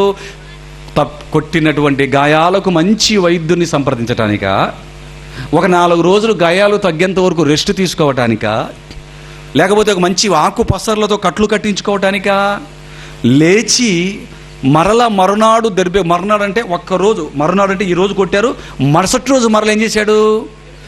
బర్నబాతో కూడా దెర్బేకు బయలుదేరిపోయాడు. ఎందుకు బయలుదేరాడు? మంచి డాక్టర్ ఎక్కడున్నాడో కనుక్కో, ఈ దెర్బే పట్టణంలో నా గాయాలకు మందు కట్టాలి, నాకు బాగు చేసుకోవాలి ట్రీట్మెంట్ కోసం అనుకున్నాడండి. ట్రీట్మెంట్ కోసం కాదండి, దెర్బేకు బయలుదేరిపోయి వారు ఆ పట్టణములో సువార్త ప్రకటించి, ఏమండి మరలా గాయాలతో వెళ్ళిపోయి ఏం చేస్తున్నట్ట మహాశయుడు? సువార్త. ఆ సువార్త ప్రకటించినందుకే కదా అయ్యా కొట్టారు. ఆ సువార్త ప్రకటించినందుకే కదా నిన్న కొట్టారు. సువార్త ప్రకటించినందుకే కొడితే మనమైతే ఏం చేస్తామండి? మనల్ని కొట్టాల్సిన అవసరం లేదు, తిడితే చాలు. మనల్ని కొట్టాల్సిన అవసరం, రాళ్లతో మనకెందుకు? రాళ్లతో ఎందుకు? పోరా నువ్వు అంటే చాలు. ఎంతైంది వాక్యం చెప్తుంటే కరపత్రాలు పంచుతున్న పోరా అనేసాడే నన్ను. ఏంటి సువార్త ప్రకటిస్తే ఎన్ని కష్టాలు వస్తాయి? తెలియని వాడు వెనక్కి వెళ్ళిపోతాడు. అందుకేనండి బైబిల్ ఈ మాటలు రాశాడు. క్రైస్తవుడు అయ్యావు అంటే ఆ రోజు బాప్తిసం కష్టాలైన, శ్రమలైన, నష్టమైన, ఇరుకులైన, రోగాలైన, వ్యాధులైన, ప్రాణం మీదికి వచ్చిన మరణాంతకరమైనటువంటి ఎంత జబ్బులైనా సరే నేను మాత్రం క్రీస్తు కోసమే బ్రతుకుతానని ఆ రోజు మనం బాప్తిసం తీసుకునేటప్పుడు మునిగి లేచాం. ఆ రోజు కానీ ఒట్టు తీసి తర్వాత కాలంలో గట్టును పెట్టేస్తాం, మర్చిపోయాం. కష్టం రాగానే షేక్ అయిపోతాం, బాధలు రాగానే షేక్ అయిపోతాం. దేవుని పిల్లలారా, కానీ పౌలు మహాశయుడు ఏం చేసినట్టండి? అలా కొట్టగానే మరునాడు వెళ్ళిపోయి ఆ సువార్త ప్రకటించినందుకే కొట్టారు. మరలా వెళ్ళిపోయి మరలా ఏం చేస్తున్నాడు? దెర్బేకి వెళ్ళి సువార్త ప్రకటిస్తున్నాడు. గాయాలతోనేనా? ఏమండి శిష్యులు కూడా ఉన్నారు చూడండి. ఏమండి వాళ్ళు నిజంగా పరారైపోకుండా ఆ గురువుగారిని చూస్తున్నారు. అయ్యో ఏంటి మా గురువుగారు ఇలా చేస్తున్నారని వచ్చి సువార్త ప్రకటించి ఏం చేశారు చూడండి? అనేకులను శిష్యులుగా మరలా అదే పని చేశాడు. అనేకులను శిష్యులుగా చేసిన తర్వాత లుస్త్రకును, ఇకోనియకును, అంతియోకును ఎక్కడండి కొట్టారు? ఇవన్నీ ఎక్కడి నుంచి వచ్చిన మనుషులు కొట్టారు? ఇకోనియా, అంత్యోక నుంచి వచ్చి కొట్టారు మనుషులు. వాళ్ళే వచ్చి బ్యాచ్ కొట్టారు. చిత్తూరులో నన్ను కొట్టారు అనుకుని రాతో కొట్టి ఈడ్చిపడేశారు ఆ పక్కకి. ఆ బస్ స్టాండ్ ఆ పక్క చచ్చాడు వీడు, శని వదిలింది, మమ్మల్ని తిడతాడు వీడు, వాక్యం పెట్టాడు, మమ్మల్ని తిడతాడు, మా ఊరికి వచ్చి అనుకో వేసి పడేశారు. ఏమండి మరలా నేను తిరుపతికి వెళ్ళిపోయి మరలా వాక్యం ప్రకటించి పాటూరు పూతల పట్టు మీదుగా మరలా చిత్తూరుకి వచ్చాను అనుకోండి, మీకు ఎలాగుంటుందండి? నాకు ఎలాగుంటుంది? నా మొహం మిమ్మల్ని చూపించలేను, మేము కొట్టిన వాళ్ళు నన్ను చూడలేరు. ఎలా ఉంటుంది నిజంగా ఆ ఫీలింగ్స్ గమనించండి. మహాశయుడు ఎక్కడికి వచ్చాడు? ఎక్కడైతే మనుషులు వచ్చి కొట్టారో ఆ కొట్టిన మనుషులు ఉన్న ఊరికే మరలా వెళ్ళి, అంటే సావుకు తెగించాడా? చావుకు తెగించాడా? ఇకొనియకు తిరిగి వచ్చి శిష్యుల మనస్సులను దృఢపరచి, ఆ గాయాలతో ఉన్నప్పుడు ఆ కష్టం అనుభవించి అప్పుడు మరలా ఇకొనియకు వచ్చి ఏ మనుషులైతే ప్రజలైతే కొట్టారో ఆ ప్రాంతంలో ఉన్న క్రైస్తవ శిష్యుల దగ్గరికి వచ్చి ఏమన్నాడు? శిష్యుల మనస్సులను దృఢపరచి విశ్వాసమందు నిలకడగా ఉండవలెననియు, అనేక శ్రమలు అనుభవించి మనం పరలోక రాజ్యంలో ప్రవేశింపవలెననియు వారిని హెచ్చరించి, ఈ శ్రమ వచ్చినంత మాత్రాన నా శ్రమలు అయిపోయాయని మీరు అనుకుంటున్నారా? రాళ్లతో కొట్టేశారు, ఊరి వెలుపలికి ఈడ్చేశారు, చచ్చాను అనుకోనని రాళ్లతో కొట్టినంత మాత్రాన నా శ్రమలు అయిపోయాయి అనుకుంటున్నారా శిష్యులరా మీరు? ఇటువంటివి ఇంకా అనేకం. నా కొంత అయిపోయింది, నా భాగం అయిపోయింది, నా శ్రమలు నేను అనుభవించేశాను, ఇక మీ శ్రమలే మిగిలి ఉన్నాయి అన్నాడా? అనేక శ్రమలు మనము అనుభవించి అంటున్నాడు అండి. అంటే నా శ్రమలు కూడా అయిపోలేదు, మీ శ్రమలు ఇంకా స్టార్ట్ అవ్వలేదని. నా శ్రమలు ఇంకా స్టార్ట్ అయిపోయి రన్నింగ్ అవుతున్నాయి. మీరు కూడా ఏం చేయాలి? నన్ను రాళ్లతో కొట్టారనో, నన్ను తిట్టారనో, ఊరు వెలుపలికి కుక్కను ఈడ్చినట్టుగా ఈడ్చికెళ్ళిపోయారనో, ఇదిగో మీరే కదా కళతో చూశారు. ఇవి ఒకటి కాదు, రెండు కాదు, అనేకమైనవి మన జీవితంలో వస్తాయి. కనుక మనము అనేక శ్రమలు అనుభవించి మనము పరలోక రాజ్యంలో ప్రవేశించాలి అని మంచి హితబోధ చేశారు. చూడండి దేవుని పిల్లలారా, మంచి హితబోధ చేశారండి. ఏమండి, ఇదండి క్రైస్తవ్యానికి చేయవలసిన బోధ, ఇదండి క్రైస్తవులకు తెలియవలసిన బోధ. ఎందుకంటే బాధ ఎలాగుంటుందో, బాధ అనుభవించటానికి, కష్టాలు అనుభవించటానికి స్థిరపడి మనం సిద్ధపడి ఉన్నామనుకోండి, అప్పుడు సుఖాలు అనుభవించలేమా? కష్టాలే అనుభవించడానికి మనం స్థిరపడి ఉంటే, కష్టాలు అనుభవించడానికి మనం సిద్ధపడి ఉన్నప్పుడు అప్పుడు సుఖాలు అనుభవించలేమండి. ఆనందం వచ్చిందనుకోండి ఈజీగా అనుభవిస్తాం. కష్టాల్లో ఉండే వాళ్ళకి ఆనందం దొరికితే ఇంకా ఎలాగుంటుంది? ఇంకా బాగుంటుంది. అంతేనా దేవుని పిల్లలారా? కానీ అన్ని సంతోషాలే అనుకొని సంతోషాలు అనుకున్నప్పుడు కష్టం మీద కష్టం వచ్చాయనుకోండి, మనం నిలబడతామా? క్రీస్తుని వదిలేసి వెళ్ళిపోతామా? అందుకేనండి క్రైస్తవులను దృఢపరుస్తున్నాడు. ఇదిగో అనేక శ్రమలు వచ్చేస్తాయి మీకు. మరి సంతోషాలు ఉండవా? మరి సుఖాలు ఉండవా? ఉంటాయి, అప్పుడప్పుడు ఉంటాయి. మీ సంతోషాలు, మీ ఆనందాలు. మళ్ళీ ఏమన్నాడు? ప్రతిదినము సంతోషించుడి. ఏమండి, క్రీస్తును నమ్మిన వ్యక్తికి సంతోషం ఎక్కడ ఉంటుందో తెలుసా? మంచి పెద్ద పెళ్ళికి వెళ్ళిపోతే సంతోషపడాడు, పెద్ద పుట్టినరోజుకి వెళ్ళిపోతే సంతోషపడ్డాడు, మంచి మంత్రిని కలుస్తున్నప్పుడు సంతోషపడ్డాడు. ఎప్పుడు సంతోషపడతాడు? సువార్త ప్రకటన చేస్తున్నప్పుడు, దేవుడి పని జరుగుతున్నప్పుడు, ప్రజలకు వాక్యం చెబుతున్నప్పుడు సంతోషపడతాడండి. దేవుని పిల్లలారా, దేవుడు కూడా అప్పుడే ఆనందిస్తాడు. అందుకే క్రీస్తునుడుగానే ఉన్నాడు, ఇదిగో నా ప్రియ కుమారుడు ఈయనందు నేను, ఆయన పనిలో ఉన్నాడు. కనుక ఆలోచించండి దేవుని పిల్లలారా. అందుకే పౌలు గారు ఇంకా ఏమంటారు తెలుసా అండి? మనం దినదినము వధింపబడుతున్నా గొర్రె పిల్లలమైనట్టున్నాము, దినము మేము వధింపబడే వాళ్ళము అంటాడు. ఆయన పత్రికలు చదవండి మీరు దేవుని పిల్లలారా. ఎంత చక్కటి మాటలు చెబుతున్నాడు చూడండి. అనేక శ్రమలు అన్నాడు. ఏమండి, ఈ శ్రమలు పౌలు గారు చెబుతున్న ఈ బోధ ఒక ఇకోనియలోనో, ఒక అంతియొకయలోనో, ఒక దెర్బేలోనో, ఒక త్రోయలోనో, ఒక ఫిలిప్పులోనో, ఒక ఏథెన్సులో మాత్రమే కాదండి, ప్రతి సంఘాలకు పౌలు గారు ఇదే బోధించాడు. ప్రతి సంఘానికి ఇదే పౌలు గారు నేర్పాడండి. అందుకేనండి పౌలు గారి మాటలు, ఆయన బ్రతుకును కళ్ళారా చూసిన క్రైస్తవులు ఆ రోజు ఏమయ్యారో తెలుసా? కొరింథీయులకు రాసిన 2వ పత్రిక 8వ అధ్యాయం, అపోస్తలుడైన పౌలు కొరింథీయులకు రాసిన 2వ పత్రిక 8వ అధ్యాయం 1వ వచనం నుంచి చూడండి దేవుని పిల్లలారా. సహోదరులారా, మాసిదోనియా సంఘమునకు అనుగ్రహింపబడిన దేవుని కృపను గూర్చి మీకు తెలియజేయుచున్నాను అన్నాడు. చూడండి, మాసిదోనియా సంఘానికి అనుగ్రహింపబడిన కృపను గూర్చి మీకు తెలియజేస్తున్నాను అని ఎవరితో చెప్తున్నాడు? ఈ ఉత్తరం ఎవరికి రాస్తున్నాడు? కొరింథీ పత్రికని కొరింథీ అనే ఊరిలో ఉన్నటువంటి క్రైస్తవులకు రాస్తున్నాడు. ఇదిగో మాసిడోనియా, ఇప్పటికీ ఉందండి. మాసిడోనియా అనే దేశం ఉందండి, ఇప్పటికీ ఉందండి. కొరింథీ అనే పట్టణం ఇప్పటికీ ఉందండి. ఏథెన్సు పరిసర ప్రాంతంలో, అకయ ప్రాంతంలో ఉందండి ఈ కొరింథీ అనే పట్టణం. కొరింథీ పట్టణంలో ఉన్న క్రైస్తవులకి మాసిదోనియాలో ఉన్న క్రైస్తవుల పరిస్థితి గురించి రాస్తూ ఏమంటాడు చూడండి. దేవుని కృపను గూర్చి మీకు తెలియజేయుచున్నాను. ఎలాగనగా వారు బహుశ్రమల వలన పరీక్షింపబడగా అత్యధికముగా సంతోషం ఎక్కడ ఎత్తుకుంటున్నారండి వీళ్ళు? ఏమండి, మాసిడోనియాలో ఉన్నటువంటి సంఘం గురించి రాస్తున్నాడు. మాసిడోనియాలో ఉన్న సంఘం గురించి మనం ఇంకా కిందకి చదివితే వారు నిరుపేదలండి. నిరుపేదలు అంటే ఏమీ లేని, 3 పూటల అన్నం కూడా లేని వారిని, కనీస అవసరాలు తీరని వారిని నిరుపేదలు అంటారు.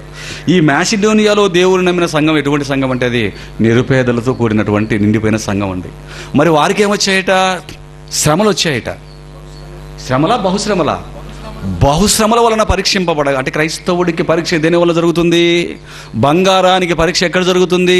అగ్నిలో పుటము వేయబడితే బంగారానికి పరీక్ష ఒక మంచి నిగనిగలాడే వస్తువుగా తయారవుతుంది. మరి మనకు అంటిన కలంకం, మనలో ఉన్నటువంటి ఆ మకిలి అనేది, ఆ మకిలి ఎప్పుడు తొలగిపోతుంది? ఎప్పుడు ఆ మకిలి తొలగిపోతుంది? ఇంకా దేవునిలో సెటిల్ అవ్వకపోవడాలు, కొన్నిటికి కంగారు పడ్డాలు, కష్టాలు వస్తే సడలిపోవడాలు, ఇవన్నీ కూడా మన పరీక్ష. అసలు మన విశ్వాసం నిలకడైనదో కాదో, నిజమైనదో కాదో. ఎప్పుడు పరీక్ష? దేని ద్వారా పరీక్ష? బంగారానికి అగ్ని ద్వారా, నీ విశ్వాసానికి శ్రమల ద్వారా పరీక్ష అన్నాడు. శ్రమల వలన పరీక్షింపబడ్డారా? బహుశ్రమల వలన. శ్రమల మీద శ్రమ, శ్రమల మీద శ్రమ, శ్రమల మీద శ్రమ, బహుశ్రమలు సంభవిస్తే ఆ బహుశ్రమల వలన పరీక్షింపబడగా. ఏమండి, బహుశ్రమలు, శ్రమల మీద శ్రమలు, శ్రమ మీద శ్రమలు వస్తే మనం అయితే ఏమైపోతామండి? కురింగిపోతాం.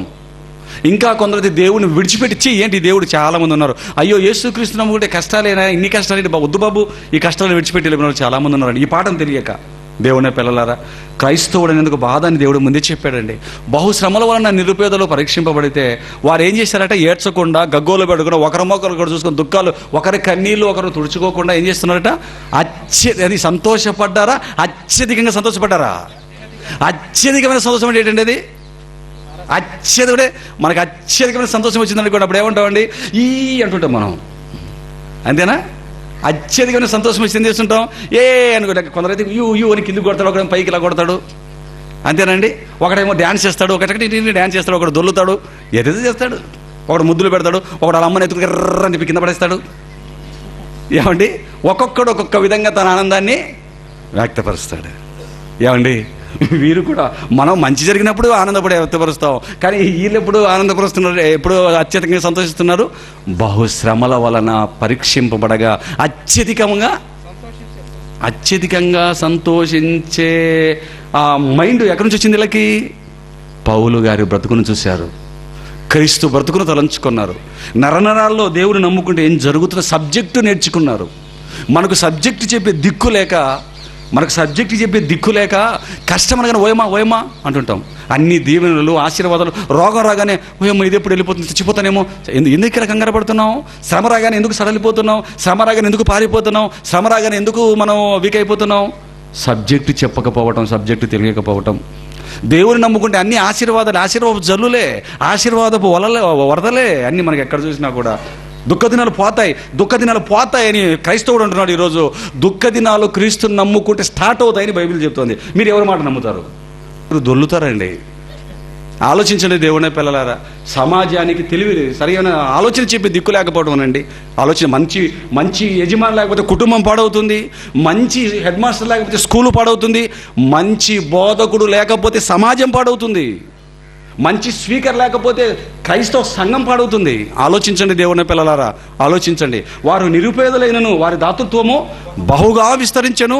ఇంకా ఈ కృప విషయములోను పరిశుద్ధుల కొరకైన పరిచర్యలో పాలు పొందు విషయంలోను మనఃపూర్వకముగా మమ్మును వేడుకొనుచు వారు తమ సామర్థ్యం కొలదియే కాక సామర్థ్యము కంటే ఎక్కువగా బాబా మాటలు ఏంటి?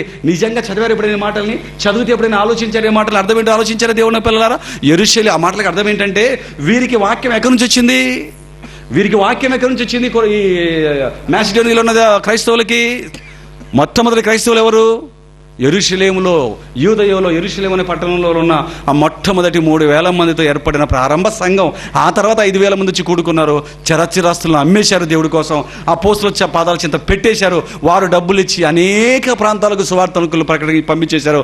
ఆ పంపించిన వారిలో పౌలు మహాశయుడు కూడా ఇదిగో వచ్చేశాడు మాసిదోనియాకి. మాసిదోనియా ప్రజలకు వాక్యం చెప్పి శిష్యులుగా మార్చేశాడు. వారేం చేశారంటే, వీరు ఇలా ఉంటున్నప్పుడు ఇటు చూసేసరికి అన్ని దగ్గరికి మీటింగ్లు పెట్టించేసి అందరి దగ్గరికి సేవకులను పంపించేస్తే ఇంకా యెరూషలేములో ఎన్ని రోజులు ఉంటుందండి ఆస్తి అంతా చరచిరస్తులు ఇచ్చేశారు. కూడబెట్టినంతా పనిచేశారు. వెళ్ళిపోయినాతో నువ్వు ఈ దేశానికి వెళ్ళు, నువ్వు ఈ దేశానికి వెళ్ళు, మీరు ఇటు వెళ్ళిపోండి, మీరు అటు వెళ్ళిపోండి. స్వార్థగా పనిచేశారు. ప్రయాణాలకి, మిగతా ఖర్చులకి, తినికి మొత్తానికి వగైరా వగైరా. చూసారా? పనిచేయడానికి ఏముంటుంది? కష్టాలు వచ్చేసాయి. అంత ఇచ్చేసారు కదా. ముందర ఇచ్చేటప్పుడు ఆలోచించుకోలేదు. మా పిల్లలు ఏంటి, మీరు అబ్బాయిని ఆలోచించి ఇచ్చేశారు. ఆ తర్వాత మీరు కష్టాలు వచ్చేసే పేదలు అయిపోయారండి. ఇప్పుడు వాళ్ళ నుంచి వాక్యం వచ్చింది కదా మాసిడోనియాకి. వీళ్ళు ఏం చేశారంటే, ఏదో యెరూషలేములో ఉన్న మాకు వాక్యమును పంపిన క్రైస్తవులు సంఘం వారు చాలా కష్టాల్లో ఉన్నారంటే తెలియగానే, అయితే మనం ఏం చేయాలి ఆలోచించుకున్నారు. వారి దగ్గర నుంచి కదా మనకు వాక్యం వచ్చింది, వారే కదా మనకు వాక్యాన్ని పంపారు. వారు కష్టాల్లో ఉన్నారు, వాళ్ళు త్యాగం చేస్తే కదా మనకు వచ్చింది. కాబట్టి మనం ఒక పని చేద్దాం. ఏం చేద్దాం? అందరింత డబ్బు వేద్దాం, పోగేద్దాం. ఈ డబ్బు అంతా తీసుకెళ్ళి ఎవరికి ఇద్దాం? పౌలు గారికి ఇద్దాం. పౌలు గారు తీసుకెళ్ళిపోయి తీతు గారితో పాటు వెళ్ళిపోయి అక్కడికి వెళ్ళిపోయి యెరూషలేములోని సంఘం పేదలకు ఇచ్చేస్తాడు అని వీళ్ళు ఆలోచించి ఆ ఇచ్చేటప్పుడు ఎలాగ ఇచ్చారట? తమ సామర్థ్యము కొలదియే కాక సామర్థ్యము కంటే ఎక్కువగా. అంటే సామర్థ్యం కొలది ఇవ్వడం అంటే ఏంటి? నా సంపాదన, నా జేబులో ఇప్పుడు 10,000 ఉందనుకోండి, నా సంపాదన 10,000 అనుకోండి నెలకి, ఏంటి ఆ 10,000 ఇచ్చేయటం. అది నా సామర్థ్యం కొలది ఇవ్వటం. సామర్థ్యం కంటే మించి ఎక్కువగా అంటే ఈ 10,000కు మరొక 2,000 వేసి, అంటే అప్పు తెచ్చి 2,000 5,000 వేసేసి ఇవ్వటమే సామర్థ్యం కంటే మించి ఇవ్వటం. అంటే మొదటి శతాబ్దంలో ఉన్న క్రైస్తవులు అప్పులు చేసి దేవుని సేవకు ఇచ్చేశారు, సేవకులను పంపుతున్నారంటే వాళ్ళకి కష్టాలు రావా? అప్పులు తెచ్చద్దా? తిండి తినద్దా? అవండి కష్టాలు. అందుకంటే ఈ మహాశ్రమలు వచ్చాయి. అప్పటికే మహాశ్రమలు వచ్చి బహుగా సంతోషించి మరలా కానుక మీద కానుకలు ఆ మహానుభావులకు యెరూషలేములోకి పంపుతున్నారంట. చూడండి దేవుని పిల్లలారా, అంటే క్రైస్తవ జీవితం అంటేనే ఒక సైనికుడు అండి. మనవారు కూడా ఆలోచించి ఏమని రాశారు? పాటలు రాస్తున్నారు మనోళ్ళు కూడా. సైనికుడు అనేది అర్థమైంది మనోళ్ళకి. పాట ఏమని రాశారు? క్రీస్తుతో టీవీగా, అంటే యేసుతో కదా, యేసుతో టీవీగాను పోదమా. బాగుంది, ఓకే. నెక్స్ట్ ఏంటి? అడ్డుగా వచ్చు వైరి గెలవని. ఎవడు అడ్డొచ్చే వైరి? సైతనగాడు. గెలవడాలి వాడిని. యుద్ధనాదంబుతో పోదామన్నాడు. ఏ యుద్ధం ఏది నీది? ఎప్పుడు చేసే యుద్ధం? ఎవరి మధ్యకి వెళ్ళే వాక్యం చెప్పడానికి? ఏం కష్టాలు పడ్డావు? ఎవరిని ఆపోజిట్కి వచ్చారు? సత్యాన్ని ప్రకటించడానికి నువ్వేం కష్టపడ్డావు? ఏం ఖర్చు పెట్టావు? ఆలోచించండి. దేవుని పాట అయితే రాసుకున్నారు. మరొకరు పాట రాశారండి. యుద్ధము యెహోవాదే. మరి యుద్ధము యెహోవాదే అంటున్నాడు. మరి నువ్వేం చేస్తావు? యుద్ధము యెహోవాది. రాజులు మనకి పడుకున్నారు. మీరు కూడా రాజులు మనకెవ్వరు లేరు, శూరులు మనకెవ్వరు లేరు, సైన్యములకు దేవుని కనపరుస్తున్నాం అనుకున్నారు. యుద్ధం యెహోవాదే కాదనట్లేదు. యుద్ధం యెహోవాది. రణరంగంలో ఉండవలసింది ఎవరు? అసలు ఈ పాట ముందు పాడుకున్నది ఎవరు చెప్పండి? ఈ పాట ముందు మాటలు తన నోట పలికిన వ్యక్తి ఎవరు? దావీదు గారు. ఎప్పుడు? గొల్యాతు మీదకి వెళ్ళేటప్పుడు పలికాడు. అయ్యో ఇంత రోజు మీద యుద్ధము యెహోవాదే అని పాట పాడుకుంటారు. వెళ్ళిపోయా యుద్ధము ఎన్నికి వెళ్ళిపోయాడు? ఇంటికి బెత్లెహేముకు తిరిగి వెళ్ళిపోయాడా? రణరంగంలోకి ముందుకు దుమికాడా? ఉన్న శత్రువు ఎంతటోడని చూడకుండా దుమికాడండి. యుద్ధం యెహోవాది అనుకుని ఈయన దుమికాడు రణరంగంలోకి. అంటే ఇప్పుడు మనము కూడా యుద్ధం యెహోవాది. ఓకే, ఆ పదం బాగుంది. మరి ఎవరు దుమికాలి యుద్ధంలోకి? క్రైస్తవులు. ఏ యుద్ధం? మళ్ళీ గొడవలకి వెళ్ళిపోయారు మీరు. ఆ గొడవలు కాదు, సువార్త సత్యాన్ని ప్రకటించి అసత్యాన్ని కూకటి వేళ్లతో పెకలించి వేయటం. దేవుని పిల్లలారా, క్రైస్తవులను సోమరులను చేసి, క్రైస్తవులను ఆశీర్వాదాలకు దాసులను చేసి, వారిలో ఉన్నటువంటి ఆశలను రేపి, ఆ దురదనంతా కూడా ప్రసంగీకుల టైపులో గీకి నీకు ఏది కావాలి, అది కావాలా, ఇది కావాలా, ఏమి కావాలి చెప్పు. మనకు ముందే ఆశలతో ఉన్నాం. మనం లోపల ఇన్ని పెట్టుకుని ఉన్నాడు, వస్తాడు. నీకు ఏం కావాలి చెప్పు అనగానే అన్నీ కావాలంటాడు. నీకేదొద్దు, మనకేదొద్దు చెప్పండి. మనం ఏ టైపు? దేవుడే ప్రత్యక్షమైపోయి నీకు ఏం కావాలో చెప్పు అంటే వెంటనే ఇంత కావాలని చెప్పాం. ముందు నీ దగ్గర ఎంత ఉందో చెప్పు అంటాం. ఎందుకంటే ఆయన దగ్గర 1000 కోట్లు ఉన్నప్పుడు మనం 10 కోట్లు కోరుకుంటే ఎన్ని కోట్లు మిస్ అవుతాం? 990 కోట్లు మిస్ అయిపోతాం కదా. ముందు నీ దగ్గర ఎంత ఉంది చెప్పు ప్రభువా అనే టైపు మనం. ముందే ఇలాంటి మనుషులు ఇంకా నీకేం కావాలి చెప్పు. నీ దుఃఖ దినాలు వెళ్ళిపోతాయి, నీ కష్టాలు వెళ్ళిపోతాయి, నీ నష్టాలు వెళ్ళిపోతాయి, నీ వ్యాపారంలో లాభాలు వస్తాయి. గాడిద గుడ్డేం రాదా? ఏమండి బుద్ధి ఉందండి ఇలా బోధించే వాళ్ళకి? బైబిల్ పౌలు గారు ఏమంటున్నారు? అనేక శ్రమల, అనేక ఆశీర్వాదాల. సంతోషం ఎప్పుడు పడాలి? అత్యధికంగా ఎప్పుడు సంతోషపడాలి? శ్రమలలో సంతోషం. ఎప్పుడు? దేవుడు పని అవుతున్నప్పుడు. పరలోకానికి వెళ్తూ చచ్చిపోతే దేవుడి కోసం నువ్వు శ్రమలు పడి నీ గుప్పిలు విప్పి అనేక ప్రాంతాలకు సువార్త వెళితే, అది కష్టమైన నష్టమైన దేవుడి పనులు అనుభవిస్తే, ఆ తర్వాత నువ్వు చచ్చిపోతే ఆ కష్టాల్లో శ్రమలు ఎక్కడికి వెళ్ళిపోతావు? రోగంతో చచ్చినా, వ్యాధితో చచ్చినా, బాధతో చచ్చినా, లేమితో చచ్చినా, తినడానికి తిండి లేకుండా చచ్చిన మరుక్షణం ప్లాజల్లాగా పరదేశంలో కనబడతావు. నీకేం ప్రాబ్లం? ఇది అర్థమైన వాడు కనుక వాళ్ళు ఏం చేశారు? బెరయ పట్టణస్థులు, మాసిడోనియా క్రైస్తవులు ఏం చేశారు? అత్యధికంగా సంతోషించారు. పౌలు ఏం చేశాడు? కొడుతున్న దులుపుకొని వెళ్ళిపోతున్నాడు. పేతురు ఏం చేశాడు? ఆయన దులుపుకొని వెళ్ళిపోతున్నాడు. అపోస్తులంతా అదే. యేసుక్రీస్తు అదే. చూడండి దేవుని పిల్లలారా, మొత్తానికి అట్టు తిరిగేశారండి మన వాళ్ళు. శ్రమలను పక్కన పెట్టేశారు, కష్టాలను అనుభవించాలి క్రైస్తవులను పక్కన పెట్టేశారు. క్రైస్తవుడు అయినందుకు ఎవ్రీడే ఏం చేయంటుంది ఒక ఆవిడైతే, జాయిస్ మేయర్. చూసారా టీవీలో? బోడీ కటింగ్ చేసుకొని స్టైల్స్లో బట్టలు వేసుకొని అలా మాట్లాడుతుంటారు. చూశారు మీరు? జాయిస్ మేయర్ అయినాడు. జాయిస్ మేయర్ తెల్ల గొర్రెలు ఉంటాయి, కట్ట కట్ట కట్ట కట్ట ఏం చెప్తుందా? ఏంది ఈయనకేం అర్థం కాదు. బల్లే బల్లే బల్లే బల్లే బల్లే అని కొడుతుంటారు తప్పట్లో. ఏం చెప్తుంది ఆవిడ? ఆలోచన. ఎవరిడే ఎంజాయ్, ఎవడే ఎంజాయా? దేంట్లో ఎంజాయ్? దేంట్లో ఎంజాయ్? దేవుడి పనిలో ఎంజాయ్. ప్రతిదినము ఆనందించండి, ప్రభువును పక్కన పెట్టి ఆనందించండి అన్నాడా? ప్రభువునందు ఆనందించమన్నాడా? ప్రభువునందు ఆనందించండి, ప్రభువునందు ఆనందించండి. పౌలు ప్రభువునందు ఆనందించాడు. మాసిడోనియా పట్టణస్థులు ప్రభువునందు ఆనందించారు. వీళ్ళందరూ వీరండి ప్రభువునందు ఆనందించారు. ప్రభువునందు ఆనందించడం అంటే ప్రభువును పక్కన పెట్టి ఆనందించడం నేర్చుకున్నారు మన వాళ్ళు. ఇంకా వస్తుంది రేపు క్రిస్మస్, ఇంకా సందడి వస్తుంది. క్రిస్మస్ ఇంకా నాకు సందడే సందడి మన వాళ్ళకి. దేవుని పిల్లలారా, ఆనందించు. నువ్వు అలాగే ఉండాలి, సింపిడితలతో ఉండాలి, రోగాలతో మగ్గిపోవాలన్నది దేవుడి ఉద్దేశం కాదు. దేవుడి కోసం దేవుని సంతోషపెట్టు. దేవుని ఆ తర్వాత నువ్వు సంతోషపడు, పనిలో సంతోషపడు. ఇప్పుడు పని జరిగిందనుకోండి, ఉన్నతంగా మంచిగా మీరు వాక్యం విన్నారనుకోండి, మాకు సంతోషం. అమ్మయ్యా కష్టపడి వచ్చాం, వారాలు పోస్టర్లు వేశారు, వర్షం వస్తుందేమో అనుకున్నాం, ప్రార్థన చేయగానే దేవుడు నాయన వర్షం తోసిపడేశాడు, మంచి ఎండనిచ్చాడు, బాగా మంచి చల్లని సాయంత్రం వేసినట్టు వేసాడు బాగా. అమ్మయ్యా నాయన పిల్లలంతా వాక్యం విన్నారు నాయన, చక్కగా వంటలు చేసి అమ్మయ్యా తండ్రి అనుకుని సంతోషపడుతూ ఇంటికి వెళ్తామండి ఇప్పుడు మేము. దేవుని పిల్లలు, అది సంతోషం, అది సంతోషం. అందుకని మేము సంపాదించింది మా జీవులో పెట్టుకుని మేమేమి కేకులు తినేసి అది సంతోషమా? దాన్ని ఏమంటారు? ర్యాగింగ్ అంటారు. ఒకరిని బాధ పెడుతూ ఒకరు సంతోషపడ్డా. నిన్న చెల్లి చెప్పింది తిరుపతిలో, ఒకరిని బాధ పెడుతూ మరొకరు సంతోషపడడాన్ని ఏమంటారండి? ర్యాగింగ్. దేవుడు బాధపడుతుంటే నువ్వు సంతోషపడితే ఎవరిని ర్యాగింగ్ చేస్తున్నావు ఇప్పుడు నువ్వు? దేవుని ర్యాగింగ్. నీకు ఇంకా చెమడాలు తీస్తాడు అనమాట. ఇంకా చచ్చిపోతే నీకు ఇప్పుడేమండు? నువ్వు తింటున్నా ఏమండు, తిరుగుతున్నా ఏమండు? దేవుని పిల్లలారా, ఎంతటి శ్రమలో చూడండి, ఎంతటి శ్రమలో. రోమిలకు రాసిన పత్రిక చూడండి, రోమిలకు రాసిన పత్రిక 8వ అధ్యాయం. పౌలు రోమిలకు రాసిన పత్రిక 8వ అధ్యాయం 35 నుంచి 39 వరకు ఉన్నటువంటి మాటల్ని మీరు చూడండి దేవుని పిల్లలారా. రోమిలకు రాసిన పత్రిక 8:35 నుంచి 39 చదవండి. క్రీస్తు ప్రేమ నుంచి మనల్ని ఎడబాపు వాడెవడు? శ్రమ అయినను, బాధ అయినను, హింస అయినను, కరువు అయినను, వస్త్రహీనత అయినను, ఉపద్రవమైనను, ఖడ్గమైనను మనలను ఎడబాపునా అంటున్నాడు. చూడండి దేవుని పిల్లలారా, మనలను ఎడబాపునా అంటున్నాడు. చూడండి ఇంకా ఇందును గూర్చి వ్రాయబడినది ఏమనగా, నిన్ను బట్టి దినమెల్లా మేము వధింపబడిన వారం. ఏంటి దినమెల్లా వధింపబడి అంటే? దినానికి ఒక్కసారి వధింపబడడం అంటే అర్థం తెలుసు. దినమెల్లా వధింపబడడం అంటే కోసి కోసి కోసి కోసి గొర్రెను వధించడం అంటే. ఏమండి, పౌలు మహాశయుడు ఆ కాలంలో సువార్త ప్రకటించడం దినమల్లా వధింపబడిన గొర్రెలమంటున్నాడు. ఆయన వధింపబడితే మనకెందుకు రాశాడు ఇవన్నీ బైబిల్లో? మనకెందుకు ఇవన్నీ రాశాడు అంటే మనము కూడా ఆ శ్రమలను అనుభవించాలన్నటువంటి ఉద్దేశంతో రాసిన మాటలండి ఇవన్నీ కూడా. ఇవన్నీ పక్కన పెట్టేస్తే ఎలాగండి మనం?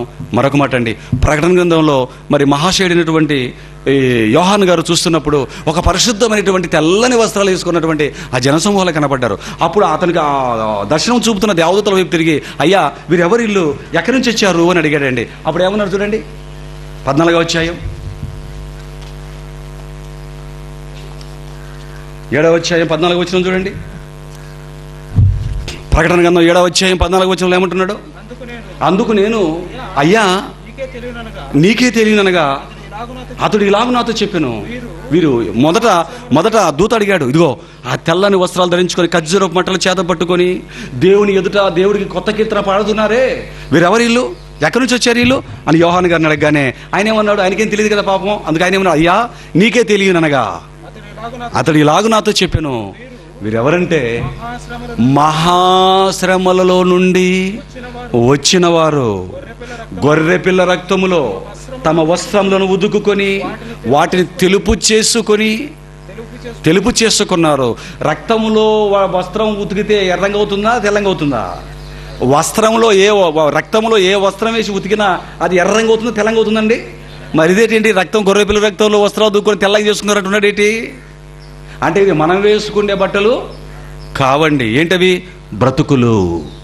మన బ్రతుకులను యేసు క్రీస్తు రక్తంలో కడుక్కుంటే తెల్లగా వస్తాము, పరిశుద్ధులం అయిపోతాము అంటున్నాడు.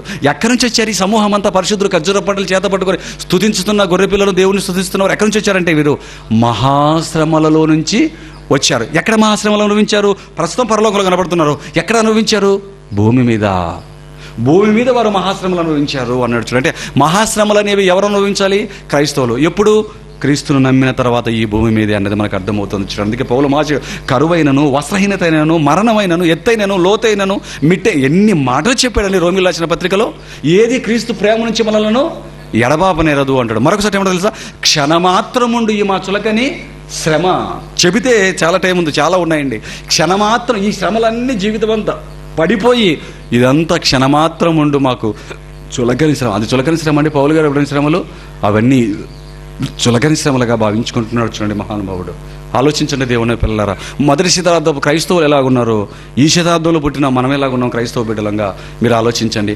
వారికి ఉన్నవన్నీ మనకు ఒక్కటి కూడా కనపట్టడం లేదు. చూడండి, ఒక్కటి కూడా. వాళ్ళ అన్నవి తిన్నారు, అన్నవి తింటున్నాం, గాలి పిలుస్తున్నాం, ఆకాశాన్ని, మంచుని, వర్షాన్ని, భూసారాన్ని ఇవన్నీ అనుభవిస్తున్నాం. కానీ వాళ్ళు అనుభవించినటువంటి కష్టాలు, శ్రమలు ఇవన్నీ కూడా దేవుడిలో పక్కన పెట్టేసాం. చూడండి దేవుని పిల్లలారా, ఇవన్నీ ఆలోచిస్తున్నప్పుడు మనకు అర్థం కావాలి, క్రైస్తవులమైనందుకు ఇవన్నీ మనం కూడా పడాలని దేవుడు బైబిల్ ఇవన్నీ కూడా రాయించాడు. మన వాళ్ళు ఏమనుకున్నారంటే, మన వాళ్ళు ఎక్కువ ఏది తీసుకున్నారంటే, ప్రయాసపడి భారము మోసుకున్న సమస్త జనులార నా యొద్దకు రండి. సువార్తకి వెళ్ళినా ఈ వాక్యమే, చర్చి గోడల మీద ఈ వాక్యమే, సభలలో ఈ వాక్యమే, వ్యాని మీద ఈ వాక్యమే, అన్నిటి మీద ఈ వాక్యమే. ఎందుకంటే నచ్చేసింది, ఆ వాక్యము నచ్చేసింది. ఎందుకంటే మన శ్రమలన్నీ ఎవరు పడ్డారు? ఇది చేస్తాడు మన లాస్ట్కు. ఇప్పుడు మీరు వెళ్ళి చెప్పి, అయ్యగారు ఇలాగ చెప్పాడు దేవసాయం గారు అంటే, అయ్యో పిచ్చి తల్లి, నీకు అన్నీ చెప్పాడు కానీ ఆయన ఫైనల్లో ఆన్సర్ చెప్పలేదమ్మా అంటే, ఏం ఆన్సర్ అయ్యగారు అన్నారు అనుకోండి. మన శ్రమలు, మన బాధలన్నీ ఎవరు అనుభవించారు? యేసుక్రీస్తు అనుభవించాడు. ఎక్కడ? సిలువలో. కాబట్టి మనకు కష్టాలు లేవు, శ్రమలు లేవు, ఏమీ లేవు. మరి మన ఇద్దరం శుభ్రంగా వండుకొని, మీ కుటుంబంలో మీరు, మా కుటుంబంలో మేము తిన్నాం సంవత్సరం అంతా. మరలా క్రిస్మస్ రోజు ప్రేమ విందు చేసుకున్నామమ్మా. ఈ వారం సంవత్సరం అంతా వేసిన కానుక డబ్బులు, తెచ్చిన బియ్యము అన్నిటికీ మంచి బిర్యానీ వండుకొని ప్రేమ విందు చేసుకున్నాం తల్లి. మరి ఇంట్లో తినేదేంటి? పగ విందు. అది అవన్నీ ఇంట్లో తినే సరిపోలేదా? వాటర్లో తినే సరిపోలేదా? సావులకు తినే సరిపోలేదా? పెళ్ళిళ్ళలో తినే సరిపోలేదా? ఇక్కడ అన్ని తినే సరిపోలేదని మళ్ళీ ఎక్కడ తింటాడు? చర్చిలో కూడా ప్రేమ విందు, శ్మశానం విందు అని శ్మశానంలో పెట్టుకో బాగుంటుంది. దేవుని పిల్లలు మీరు ఆలోచించండి, ప్రేమ విందా అంటే అన్ని దగ్గర తినింది సరిపోలేదు, మరి సంఘములో కూడా ప్రేమ విందు ఇక్కడ చేసుకుని వండుకొని తింటావా? ఇక్కడ కూడా.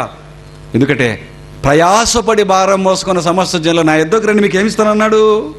నా యొద్దకు రండి, మీకు ఏమిస్తాను? విశ్రాంతిని ఇస్తానన్నాడమ్మా. అయ్యో పిచ్చి తల్లి, నీకెవడమ్మా కష్టాలు ఉన్నాయని చెప్పింది, నీకెవడమ్మా పని ఉన్నదని చెప్పింది. అతను దొంగబోత చెబుతున్నాడు, తెలియదు పాపం, చిన్నపిల్లోడు, అతనికి తెలీదు. మరి ఎవరు చెప్పారు? యేసుక్రీస్తు ఏమన్నాడు? మనం కూడా ఏమనుకుంటాం? వాక్యం చూపిస్తున్నాడు. ఎక్కడుంది అబ్బా ఈ వాక్యం? 11వ అధ్యాయం మత్తయి సువార్త చూడండి. అక్కడే మంచి మరి శ్రేష్టమైన మాట మీకు ఇస్తాను, ఇప్పుడు ఇచ్చి ముగించేస్తా. 11వ అధ్యాయం 28వ వచనం చూడండి ఏమంటున్నాడు? మత్తయి సువార్తలో 11:28 ఏమన్నాడు? ప్రయాసపడి, అందరూ తెలుసు కదా ఇది, ప్రయాసపడి భారం మోసుకున్న సమస్త జనులారా నా యొద్దకు రండి, నేను మీకు విశ్రాంతి కలగజేతున్నా. అబ్బా నిజంగా బాగుంది లేదండి మాట. అందుకేనండి అనేకులు వచ్చారండి, క్రైస్తవులుగా మారిపోయారు. అబ్బా రమ్మంటున్నాడు ఈ మహానుభావుడు. ఇంతవరకు ఎవరు కూడా రమ్మలేదు. విశ్రాంతిని ఇస్తామని ఎవరు చెప్పలేదు. 2 కిలోల బియ్యం ఇస్తామన్నారు, లేకపోతే చంద్రన్న కానుకన్నారు, ఏదేదో ఇస్తామన్నారు. కానీ రేషన్ కార్డులు, ఆధార్ కార్డులు అన్నారు కానీ, ఓటర్ కార్డులు అన్నారు కానీ విశ్రాంతిని ఇస్తానని చెప్పిన వాడు ఎవరు లేడు. అది ఆయన ఎవరు వచ్చాడు? యేసుక్రీస్తట. మరి ప్రయాసపడి భారము మోసుకుంటున్నారు. పాపం మన భారాలనైనా పాపం గమనించాడు. రండి నా యుద్ధకు, నేను మీకు విశ్రాంతి కలగజేస్తాను అనుకొని పులి స్టాప్ పెట్టేసి మళ్ళీ వెళ్ళిపోయారండి. ఆపేశాడు ఆ మాట అక్కడ దేవుడు? యేసుక్రీస్తు అప్పట మానేశాడా? నేను మీకు విశ్రాంతినిత్తును. ఆ తర్వాత కంటిన్యూషన్ ఉంది, అది పులి స్టాప్ పెట్టలేదు చూడు, కంటిన్యూషన్. నేను సాత్వికుడను దీన మనస్సు గలవాడను గనుక. సత్య గొర్రెలు చచ్చాయి ఇక్కడ దెబ్బ తెచ్చేమనవన్నీ. మీ మీద నేను దీన మనస్సు గలవాడను సాత్వికుడను కనుక మీ మీద నా కాడి ఎత్తుకొని నా యొద్ద నేర్చుకొనుడి, అప్పుడు మీ ప్రాణములకు సావపడు అన్నాడు. అంతే ఒకటే మాట. పోడి చచ్చిపోండి. ఆలోచించండి. ప్రయాసపడి భారం మోసుకున్న సమస్త జనులారా రండి, మీకు విశ్రాంతినిస్తాను. ఓకే అబ్బా అని దగ్గరకు వచ్చారండి. పాపం దగ్గరకు వచ్చింది. ఎందుకంటే నిన్ను ఎలా పిలిస్తే వస్తావో ఆయనకు బాగా తెలుసు. నిన్ను ఎలా పిలిస్తావు, పని చెయ్యాలి రండి అంటే ఏమంటాం? నేను ఇప్పుడే ఎద్దులు కొనుక్కున్నాను, ఎద్దులు చూడడానికి ఒకరికి వెళ్ళాడు. ఉంది కదా లూకాసు వార్తలో, నేను కొత్తగా 2 ఎద్దులు కొనుక్కున్నాను, ఎద్దులు చూడడానికి ఒకటి వెళ్ళిపోయాడు. నేను ఇప్పుడే పొలం కొన్నాను, పొలం చూసుకోవడానికి ఒకటి వెళ్ళాడు. నేను కొత్తగా పెళ్లి చేసుకున్నాను, వివాహం ఆడి తిని వెళ్ళిపోతున్నాను, ఒకటి వెళ్ళిపోయాడు. ఎవరు రావడం తెలుసు ఆయనకి. అందుకే ఏమన్నాడు? మనం ఎలా పిలిస్తే వస్తాం. స్కూల్లో ఉండే పిల్లోడికి ఏం రావాలంటే ఏం చేయాలి? అన్ని బొమ్మలు పెట్టి రాగానే ఫీజు మీడియా చేతికిచ్చి వాడిని ఎత్తుకుని ఏ అంటారు. మిగతా అంటారు, అదే బలందే మా ఇంట్లో కంటే అనుకుంటాడు. మా టీచర్ చాలా మంచిది, ముద్దు పెట్టుకుంటుంది, ఎత్తుకుంటుంది, అన్నీ చేస్తుంది అంటాడు. తర్వాత ఉతుకుతుంది. ఇప్పుడు ముద్దు పెడుతుంది, తర్వాత ఉతుకుతుంది నేను. ఏమండి? అందుకే యేసుక్రీస్తు ఏమన్నాడు? వీళ్ళు మర్యాదగా పిలుస్తారు, అలాగే తెలివిగా పిలిచాడు. ప్రయాసపడి బా ప్రభా చెప్పు ప్రభా రండి అన్నాడు, మీకు విశ్రాంతి. ఎప్పుడు ప్రభా? ముందు కాడెత్తుకో అన్నాడు. ముందు కాడెత్తుకో, మీ భుజం మీద నా కాడి ఎత్తుకొని నా యొద్ద నేర్చుకొని. మరి నేర్చుకోకుండా వెళ్ళిపోయేదో మొత్తానికి మళ్ళీ నూనె డబ్బాలు నీళ్ళ డబ్బాలు అనేవు అలా వెళ్ళిపోతాడు మనోడు. అందుకే ఉన్న నా యొద్ద నేర్చుకోవాలి వాక్యాన్ని. బైబిల్ కళాశాలకు వెళ్ళాలి, పలక బలపం పట్టాలి. హౌ టు రీడ్ బైబిల్ అనే లెసన్ దగ్గర నుంచి లెసన్ దిద్ది నేర్చుకుంటే అప్పుడు ప్రజల ముందు నిలబడి అసలు బైబిల్ నోట్స్ లేకుండానే అనర్గళంగా ఏది మాట్లాడినా వాళ్ళకి చికెన్ బిర్యానీ పెట్టేటప్పుడు ప్రజలకి. ఇది పిల్లలు మాట్లాడుతున్నప్పుడు చూశారు కదా మీరు, దేవుని పిల్లలారా. కొన్ని రోజులు వచ్చినందుకు ఇంతగా మాట్లాడితే ఒక 2 సంవత్సరాల పోతే పట్టుకుంటారు వీళ్ళని, మీరు ఉతుకుతారండి ప్రపంచం మీదకి వెళ్ళి. దట్ ఈస్ బైబిల్ విజ్ఞాన కళాశాల. దేవుని పిల్లలారా రండి, మీరు నేర్చుకుంటారు. కానీ అందుకే అన్నాడు, నా దగ్గర నేర్చుకొని మీ మీద నా కాడి ఎత్తుకోనండి, అప్పుడు మీ ప్రాణములకు. మీరు నా దగ్గరికి వస్తే, మీరు నా కాడ ఎత్తుకొని సత్యంత వరకు మోస్తే, ఆ తర్వాత మీరు చచ్చిపోతే అప్పుడు మీకు పరలోకములో విశ్రాంతి అన్నాడు. మన వాళ్ళకి తర్వాత అర్థం లేదు. ప్రయాసపడి భారం మోసుకొని చిన్న సముద్రం నా దగ్గరికి వచ్చి ఏం చేయాలి? చాక్లెట్ తినాలా, లల్లిపాప తినాలా? వచ్చి ఏం చేయాలి? నువ్వు క్రైస్తవుడుగా ఆయన కాడు ఎత్తుకోవాలి. ఎత్తుకున్నాడు పౌలు, ఎత్తుకున్నాడు పేతురు. మనకంటే ముందుగా వాళ్ళని పిలిచాడు, రండి నైనా మిమ్మల్ని మనుషులను పట్టుకునే జాలర్లుగా చేస్తాను అన్నాడు. ఏమండి? వాళ్ళు ఉంటుండగా అనేకులు పిలిచాడు, వచ్చినందరి కాడు. అలా కాడు ఒక ఎత్తుకునేవాడు ఒక పౌలు, ఒక పేతురు, ఒక స్టెఫను చూసిన మరణం చూడండి. యవ్వన ప్రాయంలో వెళ్ళి రాళ్లతో కొట్టి చంపి ఈడ్చిపడేశారండి స్టెఫన్ గారిని కూడా. క్రైస్తవ జీవితాలను చూస్తే రక్తపు మరకలు మీకు కనపడడం లేదా? క్రైస్తవ బ్రతుకులు చూస్తున్నప్పుడు రక్తపు మరకలు, వాళ్ళకి అయిన గాయాలు, వాళ్ళ కుటుంబాలు, తల్లి ఎక్కడ తెచ్చిందో, తండ్రి ఎక్కడ తెచ్చాడో, భార్య ఎక్కడ తెచ్చిందో, బిడ్డ ఎక్కడ తెచ్చాడో, ఎవరెక్కడ చచ్చిపోతున్నాడో తెలియక అడవుల్లో గుట్టల్లో తిరిగి అలములు తినేసి రంపాలతో కోయబడి అంటారు, కొండలతో కొట్టబడి అంటారు. ఎన్ని అండి బైబిల్లో? హెబ్రీయుల రాసిన పత్రిక 11 తెలుసు కదా, 36 నుంచి కింద చదివితే ఇవన్నీ క్రైస్తవులు పడ్డారు. ఎందుకు రాశాడు ఇవన్నీ? నువ్వు పడాలి కనుక. ఇవన్నీ పడిన తర్వాత హెబ్రీ 11:39-40 వచ్చేస్తే అప్పుడు నీకు పరలోకం అంటున్నాడు. దేవుని పిల్లలారా, ఇదండి. దీని అంతటిని బట్టి మనం ఆలోచిస్తే ఇప్పుడు శ్రమలు ఎవరికి? లోకంలో ఉన్నవాడికా, క్రీస్తులో ఉన్నవాడికా? క్రీస్తులో ఉన్నవాడికే శ్రమలు. క్రీస్తులో ఉన్నవాడికి శ్రమలు. ఇది నేర్పితేనే కానీ మనిషికి అర్థం కాదండి. కాబట్టి దేవుని పిల్లలారా, 3 మంచి పాఠాలను మీరు విన్నారు. మనిషికి పోవలసింది ఏదో మీకు తెలిసిపోయింది, పాపం రోగం మీకు అర్థమైంది. శ్రమలు ఎవరికో కూడా మీకు అర్థమైపోయింది. శ్రమలు ఎవరికి? బాప్తిస్మము తీసుకున్న క్రైస్తవుడైనా ప్రతి ఒక్కడికి. మిమ్మల్ని మీరు పరీక్షించుకోండి, నన్ను నేను పరీక్షించుకుంటాను. ఇంకా అయిపోయింది సెమినారు, మీ ఇంటికి మీరు వెళ్ళిపోతారు, మా ఇంటికి మేము వెళ్ళిపోతాం. కానీ దేవుని పిల్లలారా, మీ ఇంటికి మీతో పాటు, నా ఇంటికి నాతో పాటు తీసుకెళ్ళవలసినవి ఏవండి? మనం దేవుని కోసం కష్టాలు అనుభవించాలన్న వాక్యాన్ని తీసుకెళ్ళాలి. వెళ్ళిన తర్వాత పనిలో ఉండాలి. పనిలో క్లాసులకు వాక్యం ఉండడానికే సరిగ్గా రాలేదండి కొందరైతే. క్లాసులు తెలుసు, రావాలని తెలుసు, వస్తామంటారు, రారు. ఎప్పుడు ఉద్యోగమైనా నీకు? ఎప్పుడు ఉద్యోగమైనా నీకు? ఎప్పుడు పని? ఎప్పుడు కుటుంబమైనా నీకు? ఎప్పుడు ఈ ముడికేనంగా నీకు? ఆలోచించండి, రాలేరండి. కుటుంబాలతో వచ్చే వాళ్ళు ఎంతమంది ఉన్నారు చెప్పండి దేవుని పిల్లలారా. దేవుడి వాక్యం వింటే మీకు ఎలా ఉంది? ఉదయం నుంచి వింటున్నప్పుడు మనసు దృఢపడటం లేదా?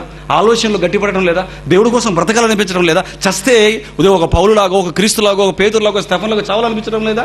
పరలోకానికి వెళ్ళిపోవాలన్నటువంటి ఆలోచనలు మనకు కలుగుతాయండి. లోకంలో ఉంటే ఏం కలుగుతాయండి? వాడిలు కట్టాడు, ఈడులు కట్టాడు, వాడి బండి కొన్నాడు, ఈడు బండి కొన్నాడు, వాడు వాళ్ళ పాపకు పెళ్లి చేశాడు, ఈడి పాపకు పెళ్లి చేశాడు. ఇవే కదండి పెంట పెంట పెంట పెంట పెంట అయిపోతుంది. దేవుని పిల్లలారా, ఇటువంటి మనసు మనకు రాకూడదనే అనేకమైన మాటలు దేవుడు బైబిల్లో రాశాడు. కాబట్టి శ్రమలు ఎవరికండి చెప్పండి? శ్రమలు ఎవరికి? క్రైస్తవులకి. ఎక్కడున్నారు వాళ్ళు? ఎక్కడున్నారా? మనమే. శ్రమలు ఎవరికి అంటే క్రైస్తవులకి. శ్రమలు ఎవరికి? క్రైస్తవులకి కాదు. శ్రమలు ఎవరికి?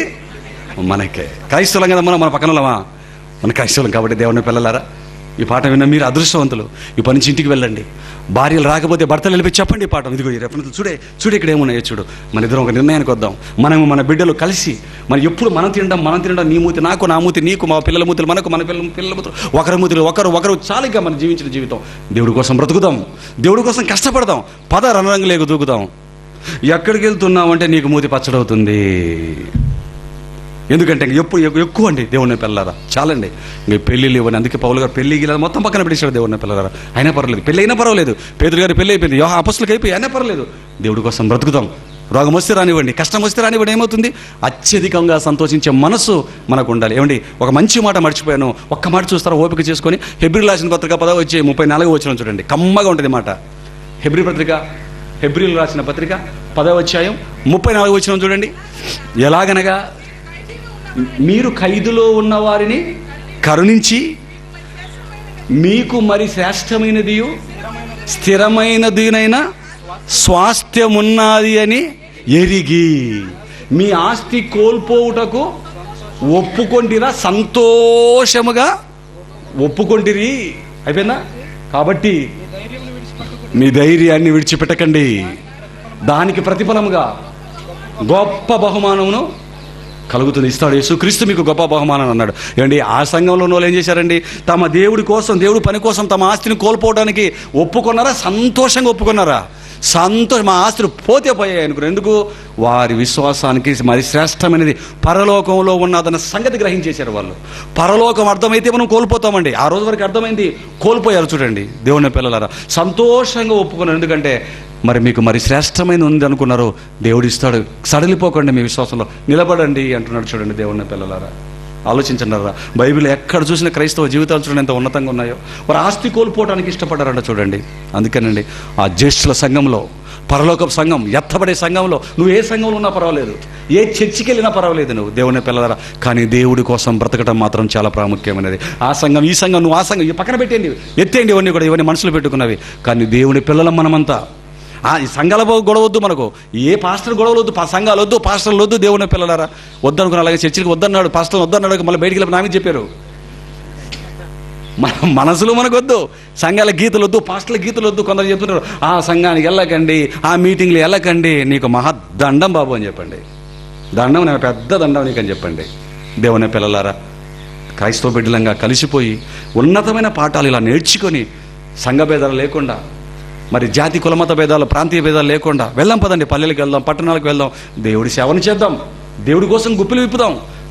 బయలుదేరండి. యవన పిల్లలందరూ రెడీ చేసుకున్నాం మన పిల్లలని. దేవుని వర్లారా, మనము దేవుని పనికి రాక పిల్లలు పాపకపోతే ఎలా చెప్పండి? ఉన్నవాళ్ళు గుప్పిలు విప్పండి, మరి నేర్చుకున్న వాళ్ళు పదండి, యవన పిల్లలు అనేక ప్రాంతాలకు వెళ్ళిపోదాం. అన్నిటికంటే ముఖ్యమైనదండి, అది చేశారు అబ్రీ సంఘంలో ఉన్న వాళ్ళు. ఆస్తి కోల్పోవడానికి సంతోషంగా ఆ మనసు మనకు రావాలి అంటే వాక్యాలు మన హృదయంలో ఉండాలి. కాబట్టి దేవుని పిల్లలారా, విన్న ఈ మాటలు ఎంతతో విడిచిపెట్టక, అసలు నేను చెప్పింది ఎంతవరకు బైబిల్లో ఉందో లేదో, అసలు అది సత్యమో కాదో ఇంటికి వెళ్ళిన తర్వాత మరలా మిమ్మల్ని మీరు ఆ బైబిల్ వాక్యాలను బట్టి పరీక్షించుకోండి. అది మీ జీవితంలో ఉందో లేదో మీరు చూసుకోండి. ఎందుకంటే అయ్యో శ్రమలండి, అయ్యో కష్టాలండి, ఆస్తి కోల్పోవాలండి, కుటుంబం అంతా దేవుడి కోసం కష్టపడాలండి, మరి కష్టాలు వస్తాయా, బహుశ్రమలు వస్తాయండి అని ఒకవేళ మీరు అంటారా? సరే, ఈ చిన్న ఈ శ్రమలకు కష్టాలకు భయపడిపోయి మరి క్రీస్తుని వదిలేచావు. మరి సచ్చిన తర్వాత వచ్చే కష్టాన్ని ఎవరు అనుభవిస్తారమ్మా? అది ఎవరు అనుభవిస్తారు? ఆస్తి పోతుందా? పిల్లలు కూడా దక్కుకోరా? సుఖాలు ఉండవా? ఏంటి దేవుడి కోసం ఆస్తులు అమ్మేసుకోవాలా? దేవుడి కోసం కష్టపడాలా? పల్లెనక పళ్ళగా తిరగాల? అమ్మ బాబో, ఈ కష్టాలు ఏంద్రా నాయన, యేసుక్రీస్తు నమ్ముకుంటే కాడెత్తుకోవాలా? ఏంటి ఇలాగున్నాయి బైబిల్? అనేక శ్రమల ఏంటి ఇలా ఉంది బైబిల్? అమ్మ బాబోయ్ ఇది నాకు వద్దా, నువ్వు వెళ్ళిపోతావా, వెళ్ళిపో నేను ఎవరు రమ్మని వెళ్ళిపోతామో. అయితే ఒక్క మాట, ఈ చిన్న చిన్న వాటికి, ఈ 60 సంవత్సరాల జీవితంలో ఉన్న చిన్న చిన్న కష్టాలకి నువ్వు బెదరిపోతే, సడలిపోతే, రేపు చచ్చిన తర్వాత వెళ్ళే నిత్యాగ్ని గుండం, ఆ కష్టం ఎవరు అనుభవిస్తారు? అది నీకే వస్తుంది. అగ్ని ఆరదు, పురుగు చావదు. చచ్చిన తర్వాత ముగింపు లేని కోటాను కోట్ల సంవత్సరాల నిత్యాగ్ని గుండం, దానికి వెళ్ళిపోయి ఏడ్చుట, పళ్ళు కొరుకుట, ఒకరి మోకాలు ఒకరు చూసుకున్న భార్యలు, భర్తలు, పిల్లలు, మొత్తం వంశ వటవృక్షం మొత్తం అందరం కూర్చొని, మల్లెం వాళ్ళు, బెల్లం వాళ్ళు, నారా వాళ్ళు, ఎన్టీ రామారావు, నందమూరి వాళ్ళు మొత్తం ఎక్కడెక్కడ ఉన్నారో మొత్తం అన్ని బెల్లం వాళ్ళు, గొల్లెం వాళ్ళు అందరం అక్కడ కూర్చొని, ఏమండి మల్లెం వటవృక్షం వస్తుంది అక్కడికి వెళ్ళిపోతే. మీ ఇంటి పేర్లు ఉంటాయి, మీ ఇంటి పేర్లు చిలకోళ్ళు, గలకోళ్ళు, పప్పులోళ్ళు, ఉప్పులోళ్ళు, మొత్తం పప్పులు ఉప్పులు అందరూ పిల్లపిల్లగా కాగాలి అక్కడికి వెళ్ళిపోయి ఏడ్చడం, పళ్ళు కొరకడం. మనము, మన భార్య, మన పిల్లలు, మన తల్లిదండ్రులు, మన తాత ముత్తాతలు పళ్ళు కొరకడం, తట్టుకోలేక పళ్ళు కొరకడం, ఏడవడం, పళ్ళు కూడా అక్కడ 2 సౌండ్లు వినపడుతుంటాయి అక్కడ నీకు. ఇక్కడ ఎన్నో సౌండ్లు, దద్దనకర బాబాబాబాబాబాబా సౌండ్, బాబా ఏముంది సౌండ్ ఇది, ఇంకోటి కొత్తది ఇంకోటి వచ్చింది, ఇంకోటి ఏదో వచ్చిందే. అక్కడ ఏమి ఉండవు నీకు, మేలు కదా నీకు 2 లక్కీ ఛాన్స్. పో, అదృష్టవంతురాలు నువ్వు, అదృష్టవంతుడు పో. ఏడ్చుట, పళ్ళు కొరుకుతా, నీ సౌండ్ నీకే వెక్కసమై వినలేక, ఎటు చూసిన బాధలే, ఇతరులకు చెప్పుకోలేక, ఒరే కాలిపోయి నీకు ఎలాగుందిరా అంటే వాడు అదే ఉంటాడు. ఎవరికి చెబుతాం? భార్య భర్తకు చెప్పుకోలేక, భర్త భార్యకి చెప్పుకో, ఎక్కడైతే చెప్పుకుంటావు, ఎలాగుందండి చికెను, ఏమంటాడండి, చికెన్ ఎలా ఉంది అంటే, నా భార్య ముత్యం అంటాడు. భలే చేస్తుంది మీ ఆవిడ నీకు అన్నీ. ఏమండి, నువ్వు చేసిన చికెన్ ఎలా ఉందో చెప్పడానికి మీ ఆయన ఉన్నాడు ఇక్కడ. నువ్వు ఎలా ఉన్నావు, నీ అందం పొగడ్డానికి ఎవరో ఉన్నాడు పనికి మళ్ళీ ఒక ఆయన. ఏమండి, చచ్చిన తర్వాత మీ ఆయన నీకు చెప్పుకోలేక, పిల్లలు మమ్మీ డాడీ అంటారు కూడా లేదు అక్కడ. ఎక్కడ మమ్మీకి దరువు అవుతుంది ఇక్కడ, డాడీకి అక్కడ భజన అవుతుంది, చెక్క భజన. ఇంకెక్కడ ఒకరి బాధలు చెప్పుకోలేక, ఇక్కడైతే చెప్పుకుంటావు, చికెన్ బాగుంది, మటన్ బాగుంది, బట్టలు బాగున్నాయి, తీసుకో, చెవులు కొరుకుతారు ఒకరినొకరు. ఇక్కడ చెప్పుకుంటావు గుసగుసలు అబ్బాయి, ఇక్కడ అక్కడికి వెళ్ళిపోతే నో గుసగుస, ఒక్కటే పళ్ళు ఏడ్చుట, పళ్ళు వెళ్ళి మీ ఆవిడకి చెప్పండి. కొందరు ఉన్నారు, 20 నుంచి బ్రదర్ వచ్చారు, ఏమండి మీ ఫ్యామిలీ లేదంటే రాలేదన్నాడు. వెళ్ళిపోయి, నువ్వు రానందుకు నీకు నెక్స్ట్ ఏంటో తెలుసు అన్నాడు. ఏంటి అండి అంటది.